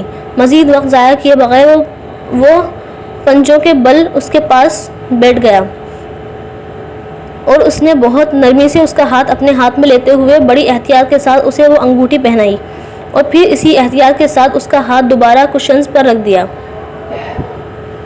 اس کے بیڈ روم سے کمبل لا کر اس پر ڈالتے ہوئے وہ اسی خاموشی اور احتیاط کے ساتھ اس کے اپارٹمنٹ سے نکل آیا تھا۔ ٹل ڈیتھ ڈو اس اپارٹ۔ وہ انگوٹھی پر کندہ لفظوں کو وہاں کھڑا کسی وقت کے بغیر دیکھ سکتا تھا۔ وہ کیا کر رہی تھی؟ اسے اپنی زندگی سے نکال رہی تھی یا خود اس کی زندگی سے نکل رہی تھی؟ وہ میکسیکن عورت فٹ پاتھ کے کونے پر تھی۔ وہ اسے چھوڑ کر آگے بڑھا اور مڑ کر اس عمارت کے سامنے آ گیا جس کی 23ویں منزل کے ایک اپارٹمنٹ میں وہ اس وقت تھی۔ وہ ہر بار جب بھی اس عمارت کے سامنے آتا، ایک بار لاشعوری طور پر سر اٹھا کر 23ویں منزل کی اس کھڑکی کو ڈھونڈنے کی کوشش ضرور کرتا جو اس کے اپارٹمنٹ کی تھی۔ شروع میں وہ ناکام رہا۔ پھر اس نے ایک گملہ لا کر اس کی کھڑکی کے باہر بڑھے ہوئے چھجے پر رکھ دیا تھا۔ اس گملے اور اس میں لگی ہوئی بیل سے وہ آسانی سے اس کی کھڑکی ڈھونڈ لیتا تھا، لیکن آج فضا ہلکی ہلکی دھند آلودہ تھی۔ اسے یقین تھا وہ سر اٹھا کر 23ویں منزل کو نہیں دیکھ سکے گا۔ اس نے پھر بھی سر اٹھا کر دیکھا اور پھر وہ سر نیچے نہیں کر سکا۔ اسے 23ویں منزل نظر نہیں آئی تھی، مگر اسے ہوا میں بہت سی تصویریں اڑتی نظر آئی تھیں۔ ان میں سے چند کچھ لمحوں تک زمین پر پہنچنے والی تھیں۔ ان کے ہاتھ سے سیل فون چھوٹ کر گر پڑا تھا۔ پھر اس نے اپنے آپ کو بے تحاشا بھاگتے پایا۔ اس کے پاؤں سے ایک بوٹ نکل گیا۔ اس نے دوسرا خود اتار پھینکا۔ وہ ایک بار بھی سلپ نہیں ہوا اور اس نے برف اور کنکریٹ کی ٹھنڈک کو بھی محسوس نہیں کیا۔ اس کے کانوں میں صرف اس کی ہنسی اور آواز آ رہی تھی۔ وہ دونوں سنیما ہال میں بیٹھے تھے اور بے حس و حرکت اس کے چہرے کو دیکھ رہا تھا۔ تم مجھے یہ دکھانے کے لیے یہاں لائی تھی؟ اس نے شاکڈ ہو کر بے یقینی سے اس سے کہا۔ ہاں، تمہیں اچھا لگا؟ وہ اسی اطمینان سے پاپ کارن کھاتے ہوئے بولی۔ اس سے پہلے کہ وہ اس سے کچھ کہتا، اس نے اس سے ایک اور بات کہی تھی۔ وہ اگلے 2 منٹ تک بے حس و حرکت اس کا چہرہ دیکھتا رہا۔ چند لمحوں کے لیے اسے لگا کہ وہ اسے نہیں جانتا تھا۔ تمہارا دماغ خراب ہے؟ وہ اس کی بات پر ہنس پڑی۔ ہر عورت کا ہوتا ہے۔ وہ اسکرین پر نظریں جمائے پاپ کارن کھا رہی تھی۔ اسکرین پر ہیروئن کی چیزیں اب بھی ایک بلند عمارت سے گرتی نظر آ رہی تھیں۔ پھر ہیروئن کھڑکی میں کھڑی نظر آئی اور پھر فضا میں نیچے گرتی۔ کیا ایگزٹ ہے؟ اس نے زینی کو ستائشی انداز میں گہرا سانس لیتے دیکھا۔ کرم اب بھی شوق سے باہر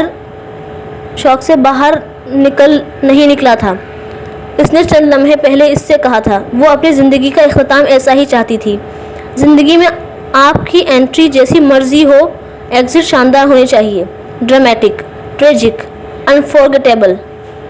وہ بڑبڑا رہی تھی۔ پھر یکدم اس نے ہنس کر کرم کو دیکھا۔ پریشان مت ہو، مجھے اس ہیروئن کی طرح اب کوئی صدمہ ملنے کا امکان نہیں جسے میں برداشت نہ کر سکوں اور ایسے کود جاؤں۔ اب میں آ جاؤں آپ کے پاس؟ اس نے بازو پھیلا کر روتے ہوئے باپ سے کہا۔ ضیا نے نفی میں سر ہلایا تھا اور پھر صوفے پر اٹھ کر کھڑکی کی طرف گئے۔ اگلے ہی لمحے زینی نے انہیں کھڑکی سے باہر جاتا دیکھا۔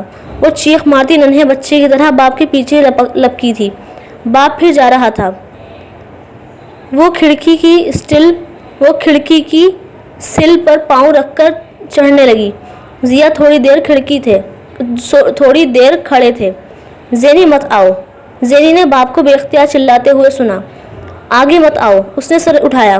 اس نے ضیا کو روتے دیکھا تھا، بالکل ویسے ہی بلک کر جس طرح وہ اس رات سول سروس اکیڈمی کے باہر سے اسے لاتے ہوئے رکشے میں روئے تھے۔ مجھے آپ کے پاس آنا ہے ابو، میں اب ہمیشہ آپ کی بات مانوں گی، کبھی نافرمانی نہیں کروں گی۔ وہ ونڈو سل پر پاؤں جمانے کی کوشش کرتے ہوئے سیدھا کھڑے ہونے کی کوشش کر رہی تھی۔ ہوا کے تھپیڑے اسے واپس اندر دھکیل رہے تھے۔ ضیا نے روتے ہوئے بالآخر اس کی طرف اپنے بازو پھیلا دیے تھے۔ اس نے ونڈو سل پر کھڑے پہلا قدم باہر رکھا۔ دوسرا قدم ہوا میں پڑا تھا، تیسرا قدم کہیں نہیں۔ اس نے اپنی گردن سے دوپٹہ کو نکلتا محسوس کیا، پھر اس نے خود کو ضیا کی آغوش میں پایا۔ وہ روتے ہوئے اس کا ماتھا چومتے ہوئے اسے اپنے سینے سے لگائے ہوئے تھے۔ زینی نے بے حد تھکے ہوئے انداز میں اپنی آنکھیں بند کر لیں اور تب اسے یاد آیا، ضیا تو مر چکے تھے، پھر وہ کسے دیکھ رہی تھی؟ اس نے آنکھیں کھولنا چاہی، اب دیر ہو چکی تھی۔